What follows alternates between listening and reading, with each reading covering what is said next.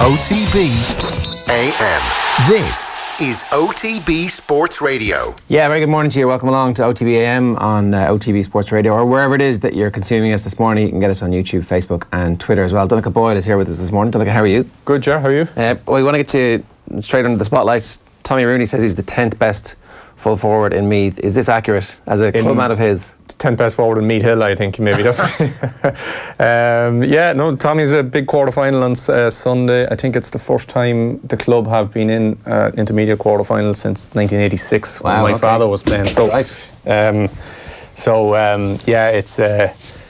Look, it's a local game. There's actually one of our fellas on our team is he'll have brothers on the other team because he moved into our part of our neck of the woods. So yeah, it'll be very interesting. And the thing is, I think they're meant to be going to Japan as a family to visit another brother over to the World Cup, straight the Rugby World Cup straight after the game. So one of them definitely isn't. Well, somebody's going to have to at least make some changes to their flights. So as long as they don't fall out, of course, on Sunday in Navan. Yeah, well, I mean, who knows? Stranger things have happened in club football. Are you still playing? Are you back playing this year? No. I stepped away last year, and I sort of at the end of last year, and I kind of, if I'm being honest, I jumped before I was pushed. So my brother was part of the management team now, and I wasn't going to give him the satisfaction of dropping me. So handing me a number 18 jersey or something like that. There's nothing quite like club football, though, is there? It's you know what? I miss it. I have to say, I miss it. I miss it big time. Don't miss the travelling. Don't miss the coming up and down from Dublin. Don't miss the fact that you sort of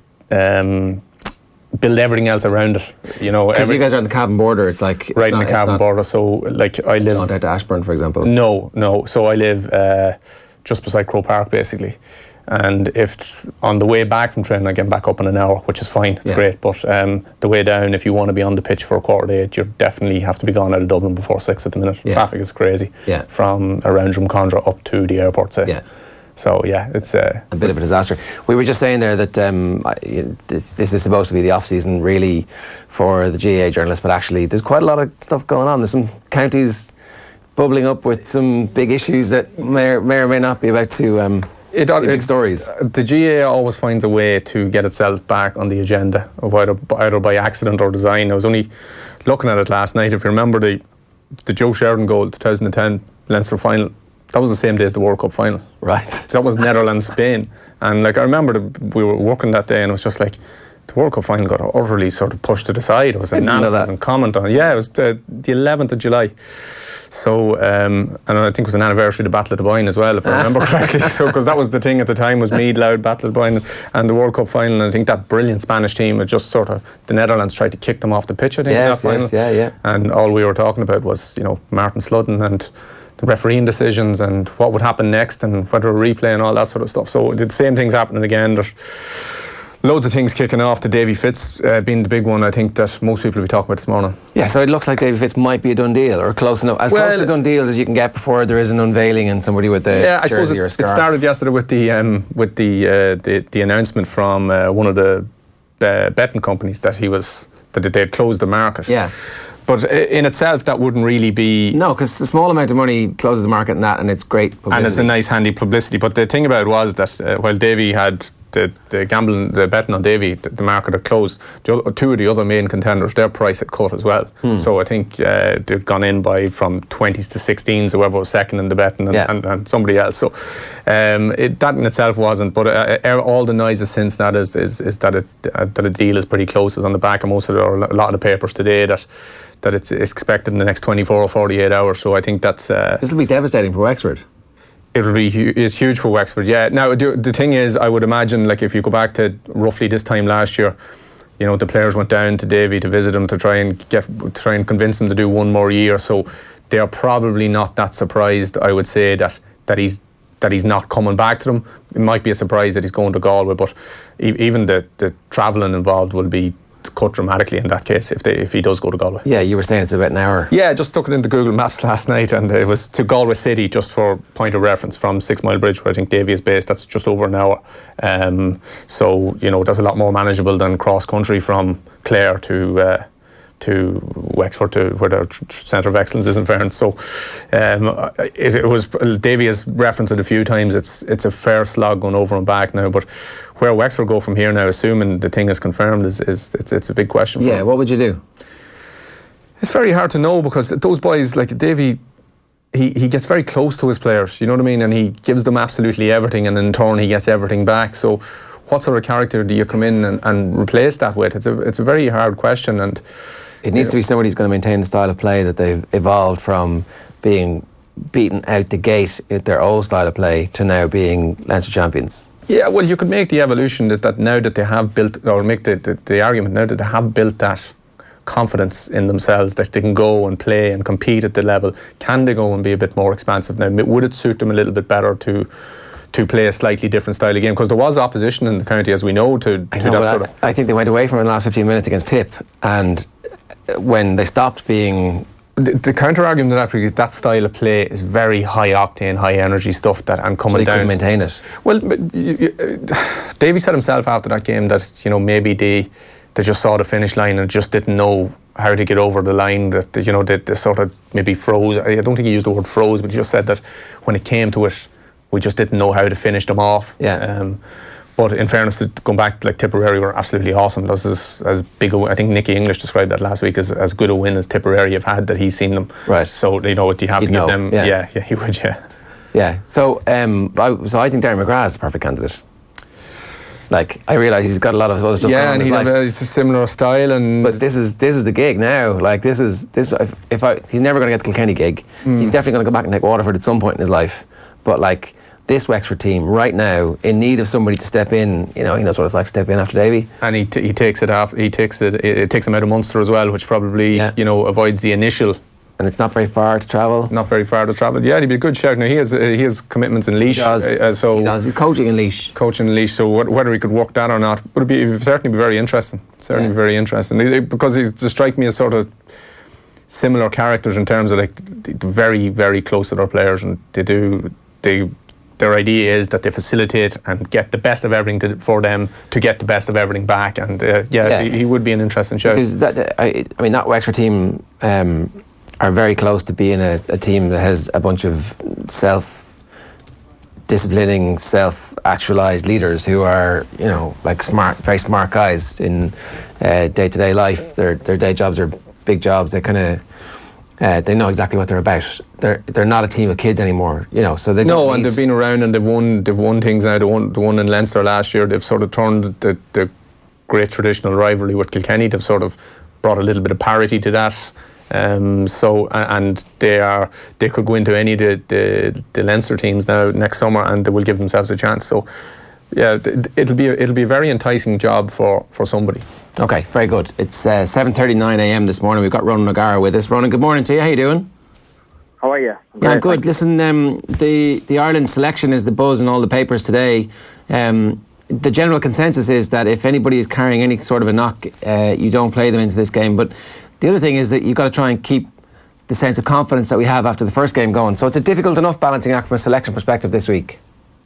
Yeah, it's difficult in a good way, I think, during the fact that a lot of people raise their hands, and especially in the back. So, you know, getting obviously 13 people on the plane was proven very competitive. Now it's even got a lot more competitive considering 4 key players were unavailable last week, but their replacements did really, really well. So the opposition may not be as strong as Scotland, but they'll also be the home team, and it'll be a different, I suppose, atmosphere in the stadium. So you need to get selection bang on. If Joey Carberry is fit, does he automatically get picked ahead of Jack Carty? Is that still the pecking order, irrespective of how well Carty played last week?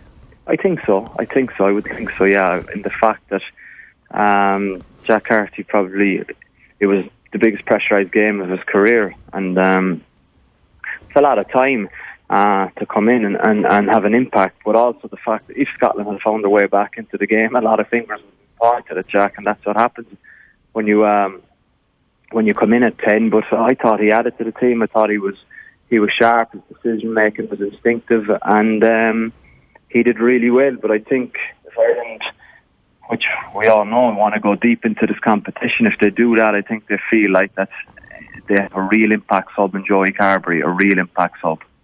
Okay. The other thing is the makeup of the front row is a question, because we saw Rory Best play the full 80 minutes at his age. Do you automatically put him back out this week just to make sure that there is leadership on the team? And no, I wouldn't think the leadership would come into it at all. I think there's many a capable leader in that group, but I would think his plan will definitely have to be revised. I would say if you look at it statistically over the last 10 years, how many times has he played 80 minutes? And obviously his next big focus is the quarter-final, so I would think there would be an individual plan made for him in terms of probably he would be looking at maybe around 180 minutes before playing the Springboks, but he's got 80 now, so he probably in the next 3 games he probably only needs maybe complete week off or reboost week and play 60, play 30 perhaps. Ron, that's interesting. Is it specifically the number of minutes, or is it are there other markers about high intensity? Yeah, of course there are an awful lot more markers, and some people feel better playing, kind of 3 full games in 1 week completely off and then go again. But the great thing about it is that you have an opportunity to find form like that and find your rhythm like that. But you look at it in the case of Johnny, he has a great capacity to probably play cold and have a big impact on games, coming in with little training minutes or even match minutes and getting his performance to the required levels.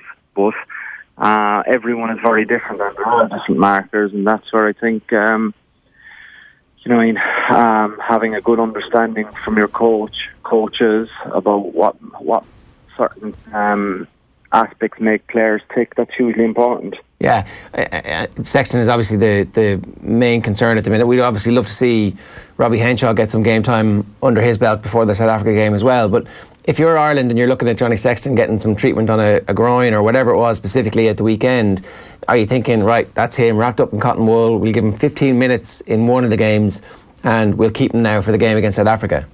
No, I wouldn't think so. I'd know Johnny as I do. I think he'll want to play and he'll want to make sure that he's 100% for South Africa. I think he got a new knock or a new twinge against Scotland. I don't think it was anything from previous medical history. That can happen a lot of times in terms of around your adductors, your groins, your quads. Strains with kicking a ball, but if it's a mild strain, it's not a concern. If it's a deep muscular issue, it can be very upsetting for the mind. So maybe Johnny felt a twinge, or maybe he felt more of a twinge, and he could be concerned about it. If he's concerned, then it's better, I think, that he doesn't go anywhere near the pitch. Okay, so you just play that by ear and let it come back, and whenever it's ready, you get him back on the field to give him some opportunity to get sharp ahead of the South Africa game. Yeah, well, exactly, because you can get all the scans and all these kind of opinions, but also you have to give feedback about how your body is feeling, and sometimes some elements are missed in scans. Sometimes you don't get a full picture, so that's where I think. The Irish medical team is very settled too. They have a really good physical therapist. Dave Revens, he's been at it for I'd say nearly 20 years now. So he really, I think, gets into that and unties a lot of knots. And it could be as basic as that, Ger. It mightn't be anything complicated at all within Johnny's body. Yeah, it doesn't feel like we're going to need Johnny Sexton against Japan, so maybe this isn't a game where you're rushing back. Or on the other hand, maybe this is the last game that we feel like we will need Johnny Sexton before the quarterfinals, so you get him back out there. What is the gut instinct on that? I would go with your latter. I think I wouldn't underestimate the home team. There's always one kind of bizarre result in sport, especially in a World Cup, and Japan didn't show anything in their first game, but they did find form, obviously, in a World Cup out of nowhere 4 years ago in their last campaign. So you just have to.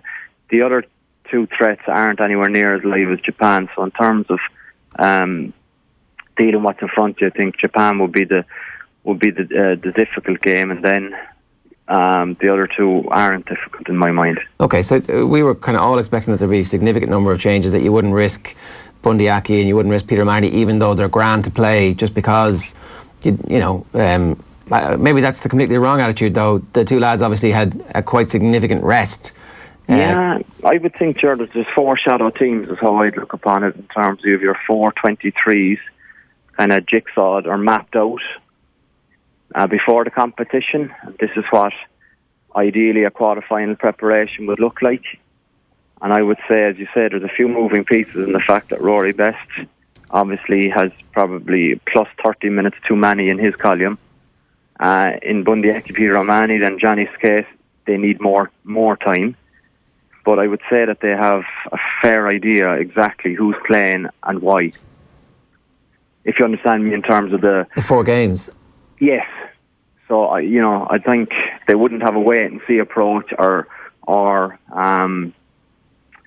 potentially this, but I would say that this is all calculated in the fact that they know their 423 is a long time out. It will be discussed between the assistant coaches and Joe on a daily basis in terms of who's tracking well. And for example, Chris Farrell all of a sudden will come up for extra discussion because of how good he was at the weekend, and that's what happens in live sport, that people take their opportunities. Some people take them a lot more, and I watched the game back again, and Farr was very, very good in a lot of aspects. So his name, as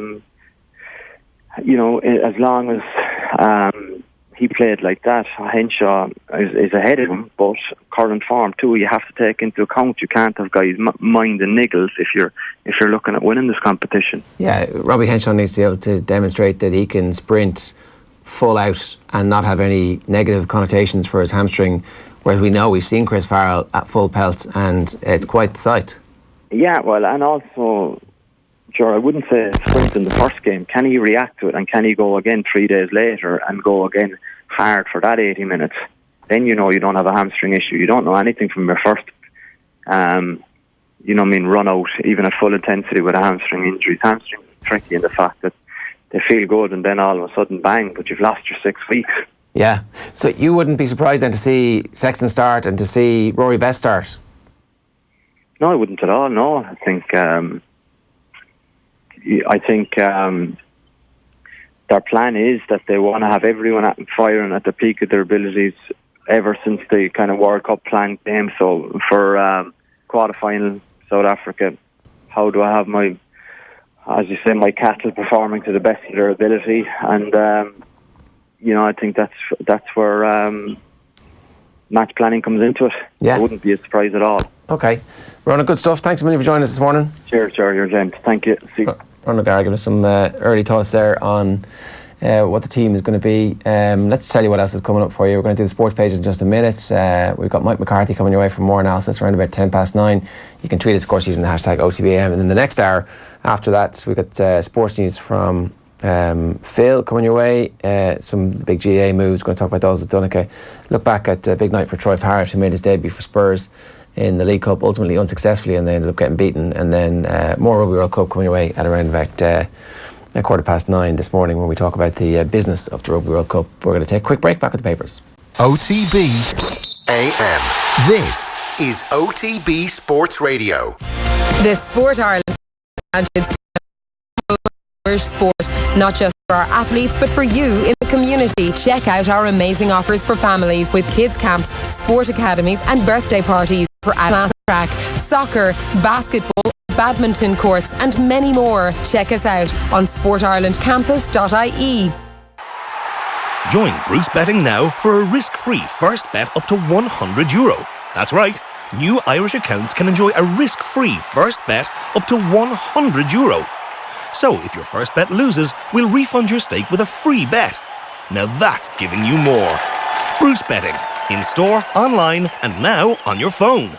T's and C's apply. Please gamble responsibly. See dunlewy.net. OTB AM. I'm going to start with the pay-per-view this morning from the Irish Daily Mail. It's 7:50, by the way. If you've just joined us, you're very welcome. One eye on the exit. It's Mauricio Pochettino, and he's rubbing his eye, and you can only see one eye. And I'm wondering how this works. Pressure piles on Poch as Spurs crash out. This is Matt Barlow's story.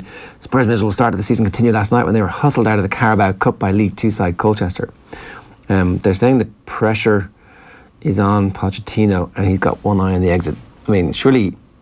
Is it he resigning? Because Spurs aren't going to sack Mauricio Pochettino. No, that's the first thing that came into my mind when you said that. Just like he's got to a Champions League final and has got almost no backing. Over the last couple of years. So, I think if anything, maybe there are opportunities that will knock for him, especially if you look at how bad Real Madrid are going at the minute. Yeah. You know, that's an obvious one for him that he was linked with before. So I think that he's done almost as much as he can, unless he gets some proper backing in the next window or next 2 windows at the very most. I'm kind of surprised he stayed in retrospect. Well, where could he have gone? Well, he could have been minister without portfolio, which brings extra pressure at all of the big clubs. Suddenly Solskjaer's going, it's okay. That vote of confidence you gave me yesterday, it's like, well, Pochettino's available and like technically available for nothing. I don't know if it would be if he was. I suppose he's a large element of control there at the minute in Spurs. I'd imagine, like he's outside of the spending, obviously, but he is everything else. Yeah, he's the man, and he's unquestioned there, and he's an awful lot of very good players. So he'd have to go a long way to get a better group of players than he has. You know, so, and it's certainly not Man United at the minute. No, it isn't. But you might get paid more money. You might have more opportunity. And then there's the headline on their rugby coverage from Rory Keane in Hamamatsu. Sexton injury means Carberry in line to start. So the one in the UK is Jones defends call to start Billy. So Billy Vunipola is going to start against the USA. And obviously England are nothing without Billy Vunipola at the minute. If they're a completely different team if he's not playing number 8. So the English rugby media think they know more than Eddie Jones, and they're saying don't pick him, rest him. Somebody's going to get one of those calls spectacularly wrong over the course of the World Cup, and hopefully it's not the Ireland team, but if any Billy Vunipola, something happens to him, there's going to be a mini riot in the English media because as you said, they flagged this. And he doesn't need to play that game. There's a couple of games in that group that he does need to play, and that against the USA is not one of them. No, absolutely not. That's one for what is it they call the Lions team, the midweek Lions team, the dirt trackers, isn't that what they call them? I think that's one for them. What have you got for us? Just starting with the back of the Herald, we've Davy set to take over in Galway, which we spoke about a little bit earlier on. Michael Verney, with that the bookmaker is suspending the betting on Davy to take over, and the main story is is talking about Troy Parrott making his first start for Spurs in what turned out to be a reasonable night for him by all accounts. Missed one decent chance for a goal. I know Dan McDonnell was there, but Spurs crashed out, which was a blow to their plans, I'm sure. Right. So I don't normally read from the front of the Star, but it's Maura, I'll be Ice Queen. And Maura Higgins has said she can't contain her excitement as she announced she's going to be taking part in this year's Dancing on Ice. And it's not the Irish one, it's the UK one.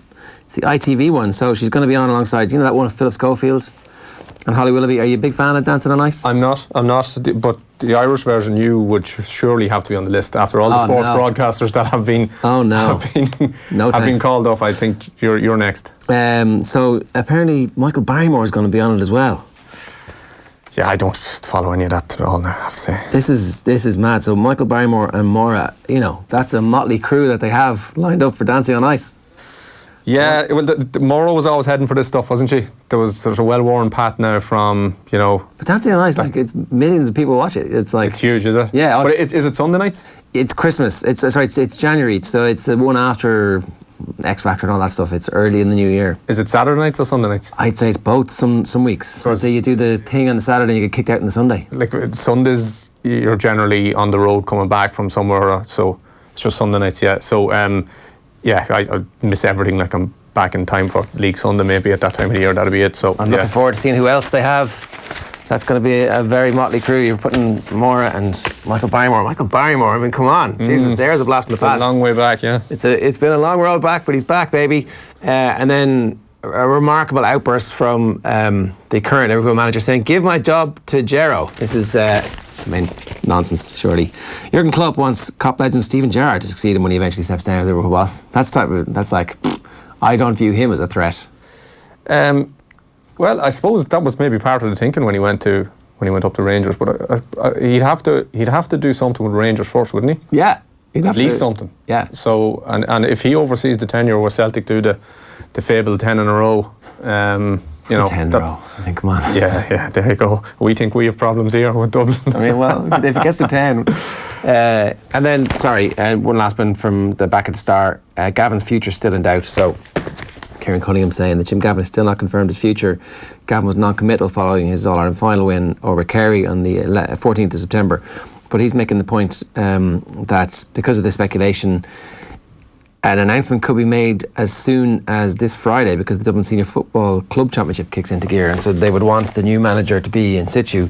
Having said that, all the papers have basically anointed Davy Fitzgerald as the next Dublin manager. Like, no competition, no doubt, no jeopardy. It's his gig if he wants it. Yeah, well, Desi he's gone from the GPA a couple of years now, and in his sort of exit interview, he was asked about, is he leaving to become the next Dublin manager, and he said, look, no, that's not on the agenda at the minute, but sort of widely thought around the city and around the country that if and when Jim went, that he was the next man up. Yeah. And I don't think anything has changed since that. What have you got for us, sir? So starting with that story about Jurgen Klopp saying Steven Gerrard is the man to replace him. There's a small bit on saying on Ed Woodward giving Ole. It's not quite a vote of confidence, but it's in that parish, isn't it? Definitely, like, which means he'll be gone in a fortnight, I suppose, and that's generally the way. Then there's the Pochettino stuff again with Spurs crashing out, and just a small bit from the Rugby World Cup saying that Rob Kearney saying that this is Japan's World Cup final. So, which he might have a point. He absolutely has a point, and so Ireland need to be prepared for that. Which is interesting that because I wouldn't have picked him in your head, you wouldn't have picked Roy Best, and you wouldn't have picked Sexton, but Ron O'Gara was like, I'd be picking them for this game. Yeah, well, like those boys were always going to be managed at some stage, weren't they? Their minutes were going to be managed at some stage between the first game and what was expected to be a quarter-final. So, whether they missed this one or the next one, it doesn't really matter, does it? Well, you want them coming into the South Africa game. Exactly. So play however you get there. And so your point is play them in this one, which is where there's a bit of jeopardy. The next game there's none. Like the other thing is you have 3 weeks, don't you? Even if something goes wrong this weekend, you still have 3 weeks, which is a reasonable amount of time. Even if they've got to play the first 40 minutes and we're 20 points up, at that point you can whip them off. The Irish Independent back page this morning. Daisha off for outsider Cal as Davy faces model D-Day. So, did you already do the Indo? No, you did the Herald. Doubts hangover Sexton, but Carney and Earls are ready to face Japan. So Rob Carney does look like he is going to be ready. So he hadn't taken full part in the warm-up last week, which meant everybody thought he was a bit further back than the rest of the injured lads. But obviously Keith Earls is fine. Does Keith Earls get straight back in the team?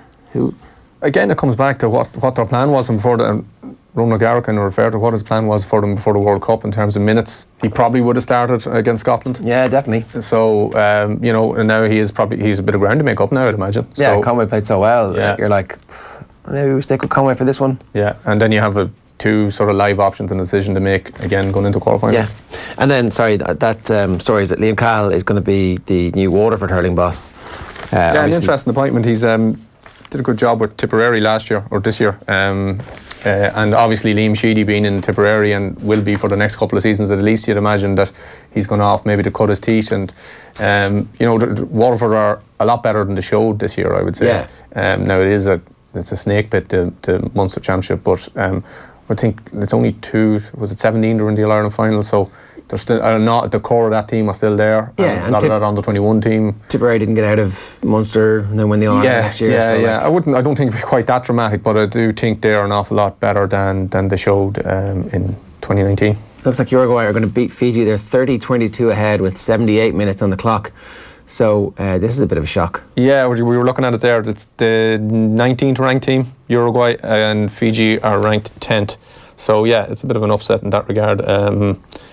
19th beating 10th, and they're 90 seconds away from doing it. Shouldn't Fiji have beaten Australia? Or shouldn't Australia have had a man sent off and that would have changed things quite dramatically? I suppose it would have, but you always feel that, I was looking at the Russian team yesterday, they were out 4 days after their or 5 days was it between their first game and their second game. Yeah. And it's an impossible ask, particularly of rugby. And it's the weakest, one of the weakest teams in the world. I think they're the bottom ranked team in the competition. So there was sort of grist to the mill there in a lot of ways. And I think we're going to see an awful lot of that more. You'll see slightly like a Super 8 version where you saw at the end the weaker teams in Super 8 sort of their challenge fell away, or even in the Leinster, the outside team in the Leinster Hurling Championship, like say the Carlow was this year. As the competition went on and it went into week 3 and 4 and game 3 and 4, it gets harder and harder. Just harder, they fall further away. You're going to see that multiplied many times over now because they're going to be so shattered after the games. Yeah. Fiji just had a penalty in the 22. And bad game management. I would have kicked that penalty, put them one score behind and try and win the restart and then give yourselves all the additional extra time, because if they score a try now, there's 30 seconds left, it's going to be too late. More likely for them to have a restart. I suppose when you think of Fiji, that's not really the thing that comes to mind, is it? You think of all the lovely stuff and the big hits and the soft hands and all that stuff, but they're very close to getting over now. Yes. So yeah, look, no, they're done. No matter what happens now, they're done. It is too late for them. The Guardian, the back page of the Guardian. IOC delays new transgender guidelines for 2020 Olympics, and United stand by Solskjaer. We're patient as Ole and team built for future. Moura miss seals Spurs penalty woe. Bad penalty shootout from Spurs. Lucas Moura and Christian Eriksen both missing. That story is an exclusive from Sean Ingle. Plans by the IOC to introduce stricter guidelines for transgender athletes before Tokyo 2020 have run into the sand because its panel of scientists is struggling to reach agreement on such a thorny issue. I just have the back of the Sun here. Again, it's Pochettino and Spurs. This more Man United Solskjaer stuff, but I suppose the one that catches the eye is just saying that, and it's something that might come into, it might take on significance down the line, but it's just saying that Conor Murray will again be entrusted with kicking duties if needed. So in a scenario where Sexton is on the pitch but his leg is at him like it was in the Scotland game, that Murray will be the man, and he kicked 1 and 3 in that Scotland game. And you'd imagine against South Africa the averages would have to go up a little bit better. Even though in fairness a couple of those kicks were pretty tricky. But that's interesting, because it's not hard to foresee a scenario where they decide they need Sexton so much that he's going to play, but he can't kick, so Conor Murray's kicking then. So yeah, because although if he can't kick, then do you just stick? Well, he kicked from the hand, didn't he, against Scotland, and he didn't kick from the tee. So yeah, so he kicked the restart of the second half. You're right, but do you not just put Joey Carbery in? Does that not mean get Carbery the game time now? That's the choice. But like, do you go into South Africa game without Johnny Sexton? I mean, I don't think you can win it. Certainly, we don't feel like we can win it. But who knows? We beat South Africa with the standing out half in South Africa. The Irish Times this morning, their front page is New Zealand flick the switch and all of a sudden are ahead of a curve again. That's the Gordon Darcy column. And Yamanaka and Japan eager to grasp once in a lifetime opportunity. So this is a point that Rob Kearney is also making. They obviously let the lads into the photographers into the weight room yesterday. And all the there are some brilliant images from posing with their weights. Keane Healy was the one that I saw yesterday on social media. So it's pretty big, the weight that he's carrying. Yeah. Just the back of the Times here. World Cup refereeing and turmoil. We've kind of seen a little bit of that this week with the World Rugby essentially saying, listen, it hasn't been good enough so far, which I think is in relation to that tackle you mentioned earlier on, the Australia one. So they're talking about that, and then again more about Solskjaer safe even if United slump goes on. So that's, as we said beforehand, that's the beginning of the end usually, that talk. Yeah. But they've put so much into Solskjaer, I'd say they're going to give him every chance, because there's serious egg on the face if again this group. In fairness to him, he started so well. He did that. What was it, 3-0 in Paris? Was it? Yeah. That game, this Champions League match. So there was a little bit of and then Rio Ferdinand is that famous. That's going to haunt him forever, isn't it? That one, the one where he says always at the wheel. Man United are back. He's slapping the table. I think it's on BT Sports. Well, and there's Gary Neville basically dry humping him on Sky. Yeah. After that, it was like, it was after that game, wasn't it? Just there's a line in there, and it says that in the last 2 years, their wage bill had risen by 12.3% to £332 million, 53% of the turnover. That just doesn't sound like good corporate governance. No, they've been badly run in terms of buying well and the wage structure, where Alexis Sanchez came in and ruined it for everybody, to the point where now they've had to make the goalkeeper, the highest paid goalkeeper, and all that kind of stuff too. So Kearney is saying that same point, is that it's going to be a World Cup final for Japan. We got the Irish news for you this morning. This one here: Down board plans to use more security at major club games. This is not a very welcome development, but at least the Down County Board are not shying away from doing what they need to do. So Down GAA plans to deploy additional stewarding and security at major club games this weekend after intimidating behaviour from some supporters and unattended young people, creating havoc. Was this time last year, wasn't there a spate of footage from club games and rows and... Yeah, it is the season. It is the season, and it's the kind of thing that gets an awful... Well, there's two things happening. One is that there's championship on, and meaningful knockout championship in most places, so emotions are higher. And two, there's no senior inter-county stage for something else to talk about. So I think at this time of year, things are never quite as bad as they seem with this stuff. We just maybe didn't know about it in the past. Well, I think we've more evidence of it. Have we just? Is it happening more? Have we just everyone has a camera phone? I'd say it's definitely, we're now more aware of the amount of time that it's happening. That's yeah. You're probably right. But look, as we were saying, I've played a lot of club football. I've seen damn all. Right. Well, you're for me. You got lower. The bar is low for you lads. You're pucking the heads off each other, and you'd be like, that's nothing. We haven't been pucking the heads of too many this last. But you know what I mean. People have that image, all right. But it's definitely it's gone. Is it? Well, I don't know if it's gone, but I'm not sure how much it was ever there. I've never played anywhere else, so I can't relate it to anything. But I don't think it's.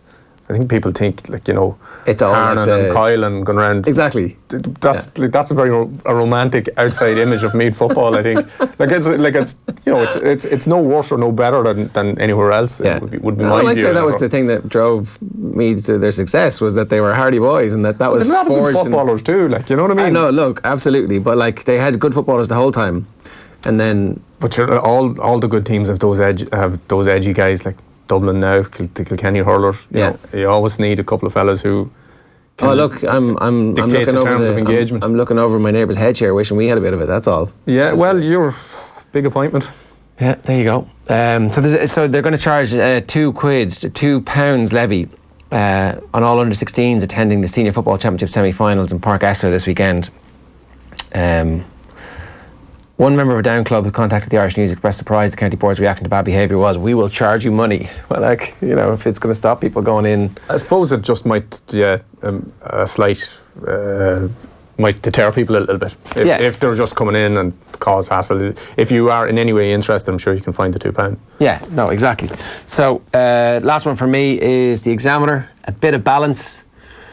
Total Lenhill and refereeing inconsistencies at the World Cup. Your concern now is that they've given the referees a lot of criticism, that there's going to be a knee-jerk reaction and somebody's going to get sent off in a big game between two big teams, and everybody will be like, ooh, they kind of decided the World Cup there, lads. Yeah, it's obviously not just the GAA issue where the refereeing at the start of the championship is very different to the refereeing at the end of the championship.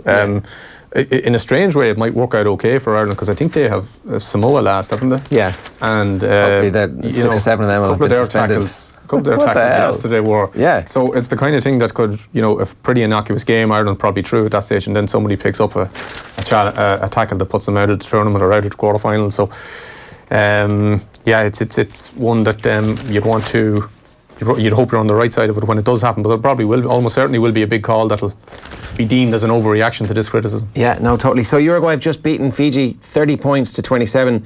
The last time Fiji and Uruguay met, Fiji won 68-7. So that is quite the turnaround, and a massive shock, because Fiji must have been looking at what happened against Australia and thinking, okay, you know what, let's just get into this tournament here and give ourselves a chance and back ourselves and get that extra time spent together and see what patterns can evolve, because they've got loads of great players playing all over Europe. So they've no time together, but have they? Isn't that generally the Pacific Island experiences, that generally they don't get to be together, they kind of meet up in the airport, and that's sort of the extent of a lot of them.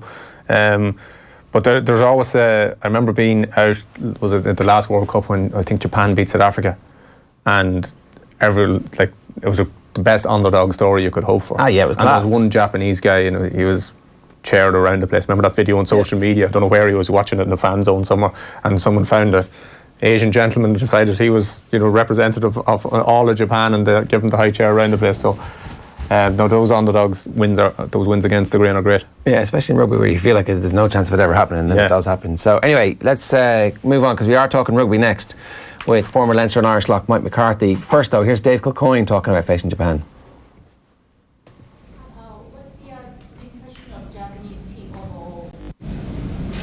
What's the Japanese team? What's our impression? We were very impressed with the performance against Russia. We've actually toured here 2 years ago and we played against them, so we know exactly the threats they have. thought they were phenomenal against Russia. You know, you look at some of their finishers, Lemeki, Matsushima on the wing, you know, Shahore, Tukarev, Michael Leach. You know, he's captained I think the Waterford before, and he's over here now doing an incredible job for Japan. So they've stretched right across the park. They play a very quick game, so we're going to have to deal with that tempo. They probably don't kick as much as many teams. We're expecting very hot weather, so it's going to be tough for us. So we know what we've cut out for us.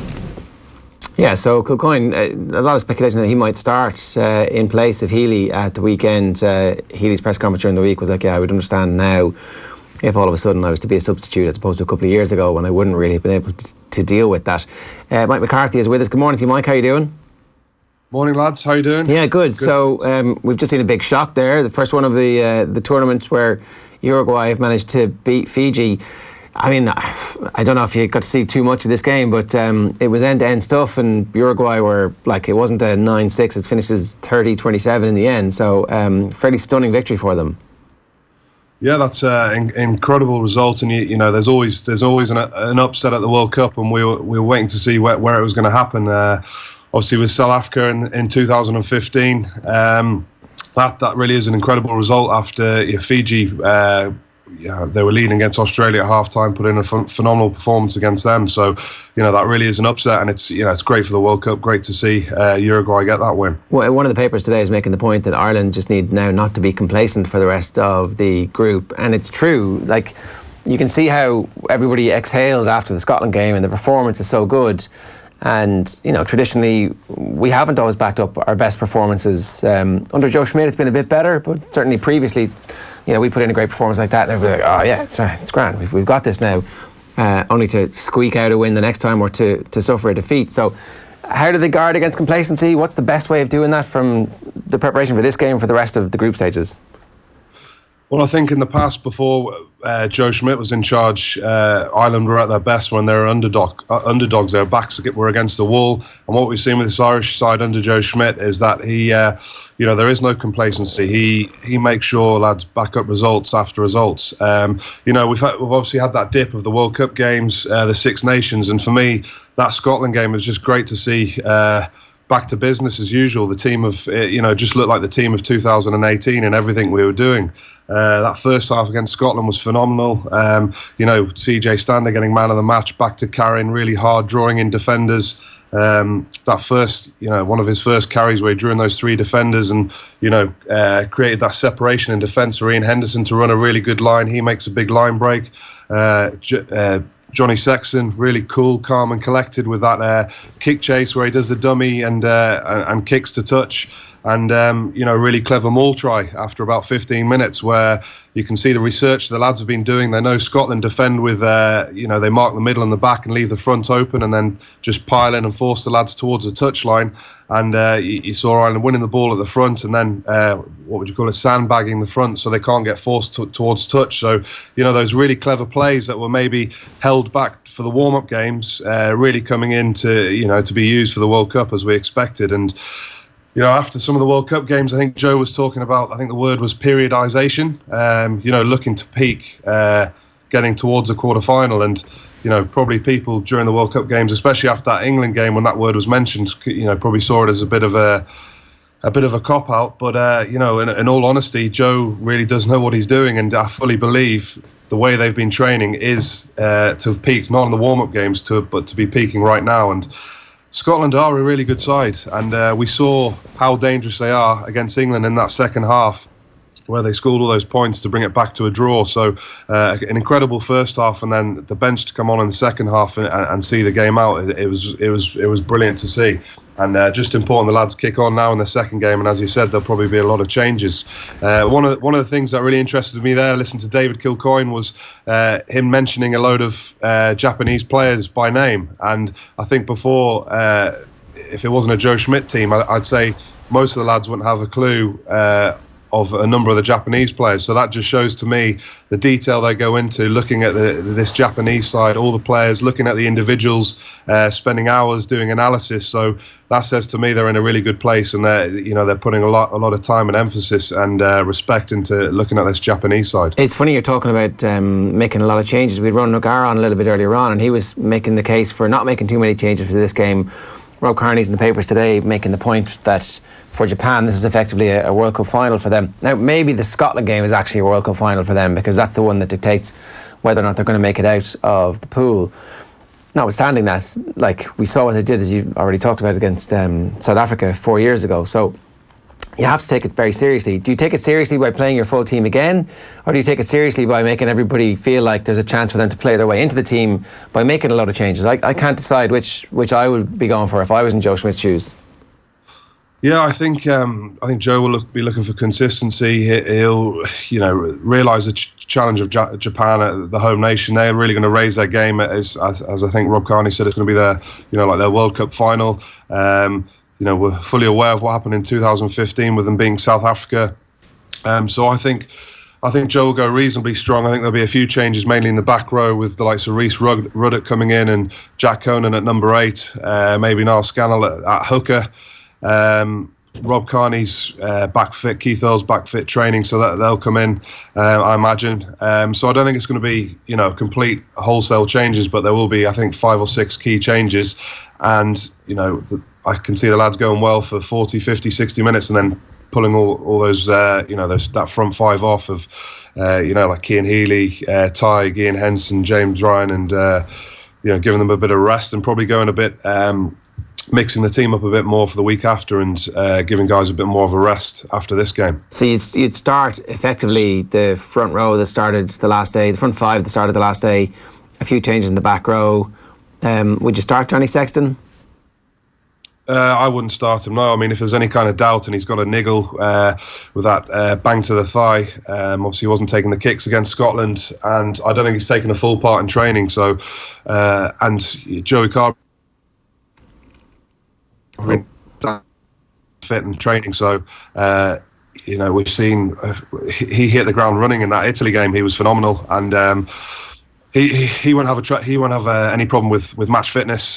He'll be straight in, I imagine, and can do a really good job. And Jack Carty's been phenomenal. I mean, he hasn't been in the setup for that long. I think the Six Nations last season. So and he'll back up. And Richie Murphy, one of the coaches, has been talking about how those guys can do a really, really good job, and they know they've got full trust in those guys. Yeah, well, if you were to start Joey Carbery in this game, it is a massive game. It's you're playing the hosts in a World Cup.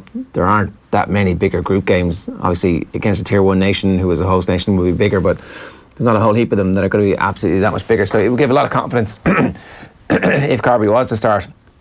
And then do you keep Bundy Aki, or do you put Chris Farrell in automatically now as a starter, given the quality of his performance, and leave Bundy in reserve and say, look, it's okay, you got a bit of a knock, we know you're grand, but we'll get you back the next game?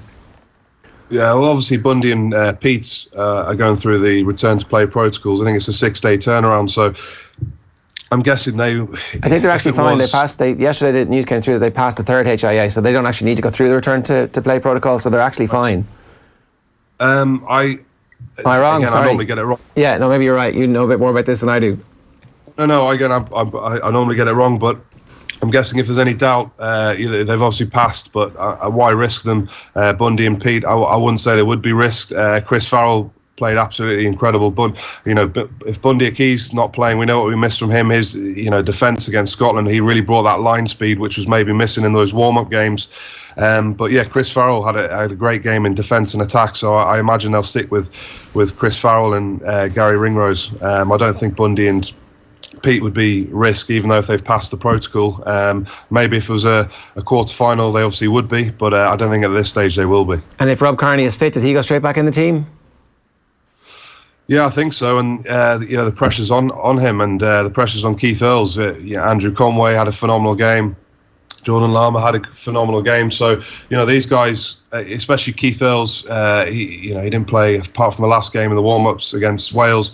He hasn't had much game time. We all know what he can do. We all know he's an incredible player, but he needs some minutes on the clock at this stage. So, it's a great place for Joe to be in terms of he's got two lads who are kind of behind Rob and Keith Earls in the pecking order. They've performed incredibly well, and Rob and Earlsy will be feeling the pressure, and no better way to come into a big game against Japan, the host nation, and know they have to perform if they want to be playing going forward in probably in that quarter final. Yeah, that makes sense. There's a lot of criticism in the English papers this morning of the English head coach in particular for picking Billy Vunipola for England against the USA. There's a sense that Eddie Jones is playing with fire a little bit here, and that they're going to win that game. They don't really need to play him. On the other side, the point you're making about periodisation, they're obviously doing exactly the same thing. They want Billy Vunipola to be sharp for the big matches later on. So how do you balance this? Because if he gets injured, England are a completely different team. Yeah, it's risk reward. Every player is different. Like we mentioned, Joey Carberry there, and same with Johnny Sexton. They're guys who can be out for a long period of time, come back in and hit the ground running and perform, incredibly well and steer the ship. There's other players. For myself, I know that I needed 5-6 games to be at my best, and maybe that's the same for Billy Vunipola. I mean, he is such a weapon for that English side, and for England, if they can keep the likes of those big kind of 5 or 6 fit, Mako Itoje, Billy Vunipola, Tuolangi in the centres, Farrell, they have to be in with a shout. But it is a big risk playing him, because we mentioned what an impact he has for that team, and without him, he probably makes that England team, I'd say, 20 or 30% weaker. So I can't imagine he'll play long in that game, but every coach has their plan of how they want to get their players hitting their best form at the right time. And obviously Eddie Jones feels Billy Vunipola needs a little bit more game time. I'm sure he'll be rested at the next game. Yeah, so far we've obviously got our first glimpse at every of the main contenders. New Zealand clearly are the best team in the World Cup at this stage. That doesn't mean they're unbeatable, but who else has impressed you so far? Now that we've seen it, if you were to power rank who's going to win it at this point, what are your top 4 or 5? Yeah, I think that New Zealand-South Africa game was, South Africa were completely dominated them for the first 20 minutes. And then, just New Zealand can just turn the screw. And for me, New Zealand won that game, and I don't think they played particularly well for New Zealand. So that's a big concern for me. South Africa, we know, they'll only get better from here. So those two, obviously the big two, and it's looking likely the way things have panned out now with us beating Scotland, it's likely we'll play South Africa, I think, in the quarter-final. And what an insight Felix Jones can give that South African team, which in terms of tactical plays, the way Ireland would approach playing a bigger, more physical side such as South Africa. So that really is a trump card for South Africa to have Felix Jones within the environment should they meet in the quarter-final. But Ireland, on the basis of that performance against Scotland, they're back to the team of 2018. They'll be giving everyone a lot of concern and worry. As I said, they just played so well in that game, and it was great to see. But and as I said, England as well, if they can keep those 5 or 6 key guys fit, I know they're a bit slow against Tonga, but they're only going to improve. And as Eddie Jones said, the World Cup, he's been to a number of World Cups, obviously with Japan, Australia, and assistance coach with South Africa when they won in 2007. He has the experience of knowing how a World Cup works, and he counteracted some of the journalists' comments by saying, you don't have to hit the ground running. It's about peaking at the right time. So, they've all got their formulas, but I'd say those 4 or 5 teams, that's where they currently sit. Yeah, good stuff, Mike. Thanks for joining us this morning. Cheers, man. Arigato. Thanks for having me, guys. Cheers. It's Mike McCarthy with a little bit of Japanese there. You've been looking at the highlights of the Fiji-Uruguay victory there. Donnchadh, how's that going? There's an awful lot of tears. It's obviously huge for both sides. For very different reasons. Obviously, I was just looking at I know they're different codes, but remember the Fiji winning the sevens gold in Rio, and it was a massive thing. Yeah. And I suppose you would imagine they would have a lot of the main things in place to go on and maybe break into the next level of competition, but it looks like they're going the other way. But no, it is great scenes. I don't know what the makeup of the Uruguay squad would be, but it's I'd imagine they're mostly amateur, are they? So good question. I don't know. Yeah, so right, it's a serious result, and as Mike was saying, those things always make it more interesting. Yeah, the good tries though. It was like some decent rugby. Yeah, it seemed to be all right. I just caught one of them, and there was just a massive hole down the right side of the Fijian defence. I didn't see what, like, it looked like it was so big. It looked like somebody might have been down or something like that. It was huge. But they were fully amateur, I think, or nearly fully amateur in 2015. They've only 4 full-time professional players. This time they've 18 full-time professionals. Right. They've got funded by World Rugby. They've got a high performance centre, and the Uruguayan government have chipped in some cash as well. So apparently this is the model for tier two countries into the future. And if those games are suddenly going to be competitive, they're going to suddenly put up decent scores. Then and I suppose it goes against the thing. It goes against the thing I was saying about Russia earlier on, that there was sort of grist to the mill, that they were put out twice in 5 days, and it wasn't giving them a chance. But that's.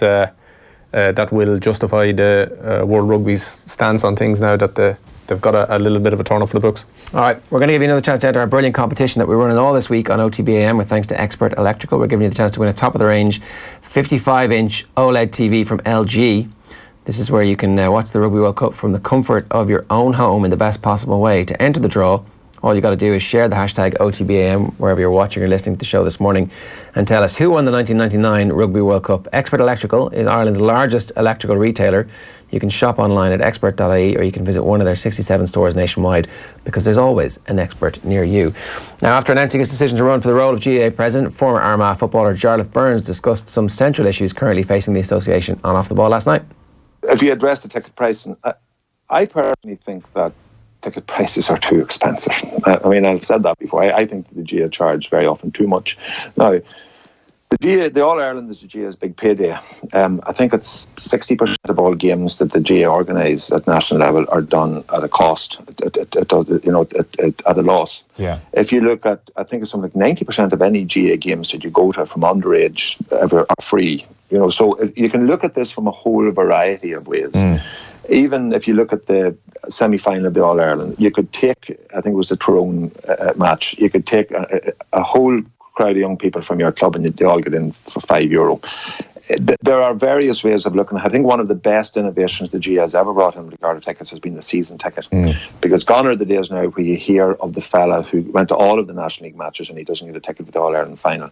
The season ticket is really, really good value. I think an Ulster Council reduced the ticket prices and brought in various packages, and I think that worked very well. As a result of that, attendances were up, everything was up, and I think maybe, we that's definitely something we could look at. But we need to consult our members and we need to ask ourselves, fewer, 345 coaches working with clubs and schools throughout the country, that might go down to maybe 250 if we're going to reduce these ticket prices. But it's probably the same counties every year that have been hit with those ticket prices. I always feel for the likes of Kilkenny and Dublin and Tipperary, but they're walking off at All Irelands. We only have one. I think that'd be a price Armagh would be prepared to pay if we could get to an All Ireland every 2 or 3 years. Okay, so it's Jarlath Burns in conversation with Joe last night, talking about a range of things. It strikes me that Jarlath Burns' route to being nominated is not the traditional. He's not marching the traditional route that GAA presidents come from. He's kind of actually a bit of a GAA outsider in that respect when it comes to the candidates who are announced. Is that fair? Well, he's been involved in going back as far as Sean McCaig, I think, around the turn of the millennium. So he's been involved. I think he said himself that he went more or less straight from playing into sort of GAA administration. He was part of that players committee that was set up essentially at the time when the GPA first sort of came on the scene, and he's meant to be the players' representative body within the GAA. So he's very well experienced in that regard. He'd know an awful lot of. He'd know exactly how the GAA works. He's been both sides, with the playing side, now the administrative side. I know he's on the executive in Armagh, and he's. He actually, his name would have been in the very early stages would have been linked to the Director General job when people were just saying who would be out there. So he would have been certainly in the early stages of the conversation. So I would say that maybe he's been interested in this for a while, and what's happening now is just a formalisation of what people expected, I would say. He made the point in that interview last night that the volunteers are supposed to set the policy, and the Director General's job is to fulfil that policy. I think that maybe because the previous Director General had quite a strong vision for what the organisation should look like, and certainly helped to drive what that vision should be, that maybe those roles weren't as clearly defined as that. It had certainly felt for a while that the role of president was largely going around and opening pitches and hadn't been as important in setting policy. So say post Sean Kelly, what other major policy shifts have there been as a result of the vision of a GAA Well, president? you're probably about to have a B Championship on the back of John Horton's reign, so that'd be one. I suppose not every presidency is going to have something as dramatic as Rule 42 and opening Croke Park. I don't like. It's a time full of change for the GAA at the minute, and it doesn't necessarily handle change that well all the time. So, why is that? Well, it's a body that, and this isn't a criticism, but it's a body that makes its major decisions at an annual meeting that requires a 2/3 majority. So when you can change things once a year, with the exception of Special Congress, when you can change things once a year and you need, it's 60% now, sorry, and you need more than 60% of the people in the room to agree to something, and for most of its history it was 2/3 of 66%, it's automatically hard to, it makes change very, very difficult. And it's not necessarily a bad thing. I think an organisation that size and with that much influence and sway kind of sometimes has to move slowly to bring everyone along with it. But the stuff that's happening at the minute, the big change at the minute is the commercialisation of it, the amount of money that's pouring into the GAA, which is sort of, there is a sort of a, without being too dramatic about it, there is a sort of a battle for the soul of the thing at the minute, and I think Joe Brolly writes about that an awful lot. And like sometimes it can be overdone, but it is kind of significant. There is a massive disconnect between club and county. I think it's only getting bigger. It is impossible now to win an All-Ireland title without significant, serious financial backing. Like it's I would go so far as to say it's actually impossible. The first thing Liam Sheedy did when he came in was make sure that that he would have the necessary backing in place to help Tipperary. He set up that committee, that fundraise on their behalf and all that. So, that wasn't the case even 20 years ago. You needed something, but you didn't need what you need now. Again, going back to Liam Sheedy, he was asked about what was the big difference between when he finished in 2010 and now. And his answer was that he says, well, geez, we nearly need a second bus for the size of the back. And they do, yeah. It's like 25, 26 people, or whatever it was. And that's only going one way as well. It's not coming back. It's not coming back. Yes, so that is the new reality. That is exactly how, because you can't pare that back. You can't say there's a limited amount of money that you're allowed to spend on this, because it'll be it's impossible to police. Friends of whatever county will end up paying for it. So technically it's not the county board paying for it, but actually it is the funding for the... Yeah, so if you just have a private benefactor and he picks up, let's say, for example, a training weekend or a training week in Spain, that's not like kind of like the salary cap thing in American football. If it's done outside the salary cap, it's there's nothing you can do. And can you tell private individuals that they can't donate stuff to their county team? No, you can't. So it would be impossible to police. So the money's never going to go back. So this battle for the soul, is it as pronounced? Because you're obviously still involved in a club. Like, does your club feel disaffected or unconnected to the Meath senior footballers? Well, this is the thing about it is Meath are sort of, because they're going well again, there's always a little bit more patience and wriggle room within a county, and they're willing to forgive a little bit more. So if you go back to, say, Donegal, when Jim McGuinness brought them from sort of being a bit of unorganised and completely underperforming in terms of their own potential to winning the All-Ireland, if you remember those couple of years, the Donegal Championship was basically condensed into about 4 or 6 weeks, and it was played off, and I think Carol Lacey picked up a bad injury on the back of playing so many games, coming straight off an All-Ireland series, playing so many games. But people in Donegal didn't mind at the time because the county team were going well. But even that only lasts so long. So when people are happy enough to go along with things, they're not going to sit in their hands until October every year to play their club championship, no matter how much they're winning. So the problem is just a fixtures problem then. If you fix the fixtures, everything else falls into place. Well, the separate, so you don't need, it's not a battle for the soul anymore if at the start of the year you and Tommy know these are your club weekends and there's going to be games these weekends and you can go on holidays this because that's... They've been trying to do that, but it, in my experience, it didn't really work. It never worked out quite as easy. And then you'd be on a certain weekend, but it could be from anywhere from Thursday to Sunday. So in itself is a bit of a, you know what I mean? Do I have this weekend or do I not have this weekend?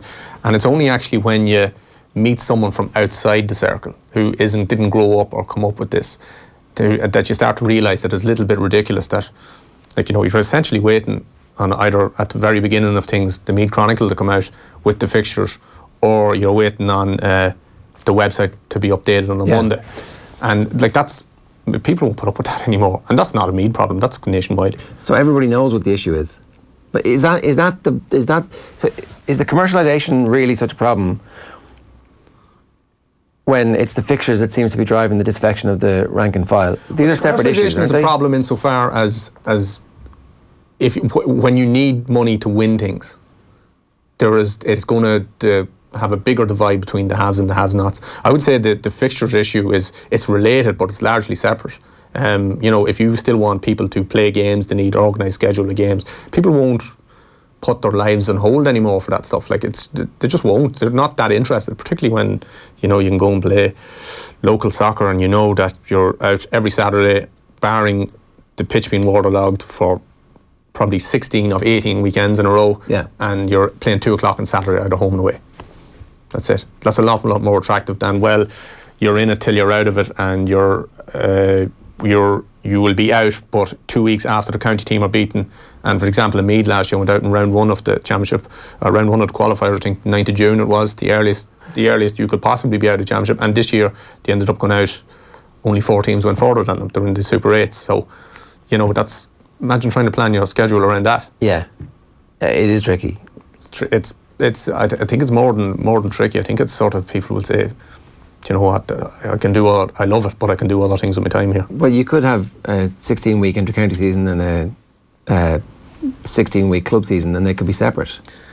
Now the difficulty becomes the hurling and football run off at the same time, and the dual clubs becomes a big issue. I've heard people say that, and it's a fine idea in theory, but you don't want to put any more of a wedge between the club and the county. And if you're separating them out, so just separating the seasons, as in the time of the year. If you're separating them out, then you don't feel like that you might just have fellas feeling like they're not part of the thing anymore. And the reason why it works and the reason why people care is because they feel like they're part of it. So you need proximity to the inter-county team season. I think you need to feel. I think what works for fellas is that they see someone playing in Croke Park on a Sunday, and maybe 2 weeks later they get a crack at them in club football, right. Or they get to say, "Oh, geez, I played against him," or I think that means a lot to people. Yeah.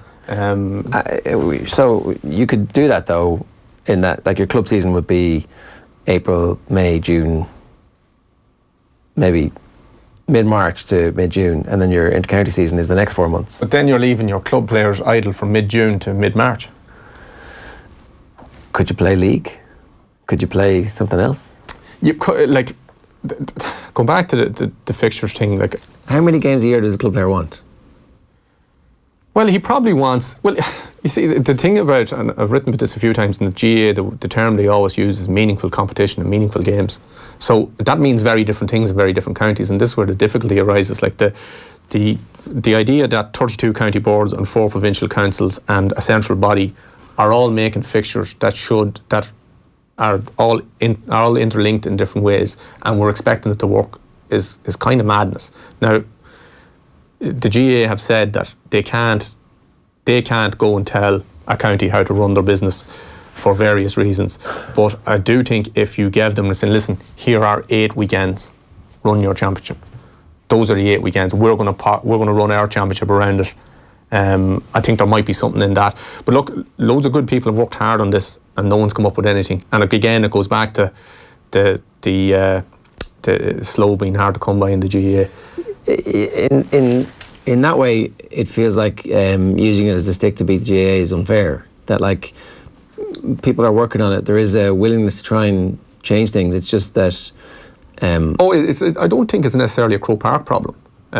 Like, I think it's look, the 32 county boards would have very stringent ideas on how they should run their affairs, because maybe it's what suits them best in their particular makeup of their county versus hurling and football, and and if that they're doing it in their own best interest, but it's probably not in the interest of the greater good, which in fairness isn't their remit. If you're a county board, your county board is to run your competitions you see fit. It's not necessarily to. Well, unless what you do what Charlotte Burns is saying, and you go back to first principles, and every county board then has the same remit, which is to get the most amount of people playing the games as possible. And if everything filters down to that, then it's more games for more people at underage level. It's more coaches at underage level. It's better facilities at underage level. It's better, and that bubbles up to well, why don't we all just have the same structures for our championships? Because we'll sit down, we'll agree, this is how a championship should be run.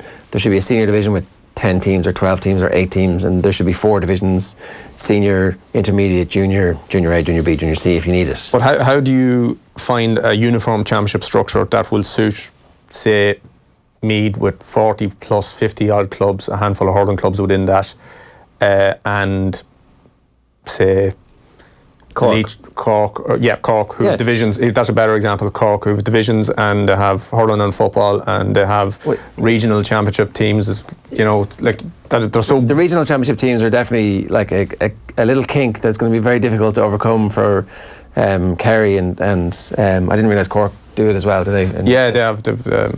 Yeah. I mean, that's a great idea, unless that's the idea that everybody uses, is that like you've got your club championship, you've got your regional championships later on, and that could be something that happens when the intercounty season is on. There you're proposing to fix the fixtures by introducing another competition. Yeah, but actually you have to reduce everything else and say you're not going to have a league and separate championship.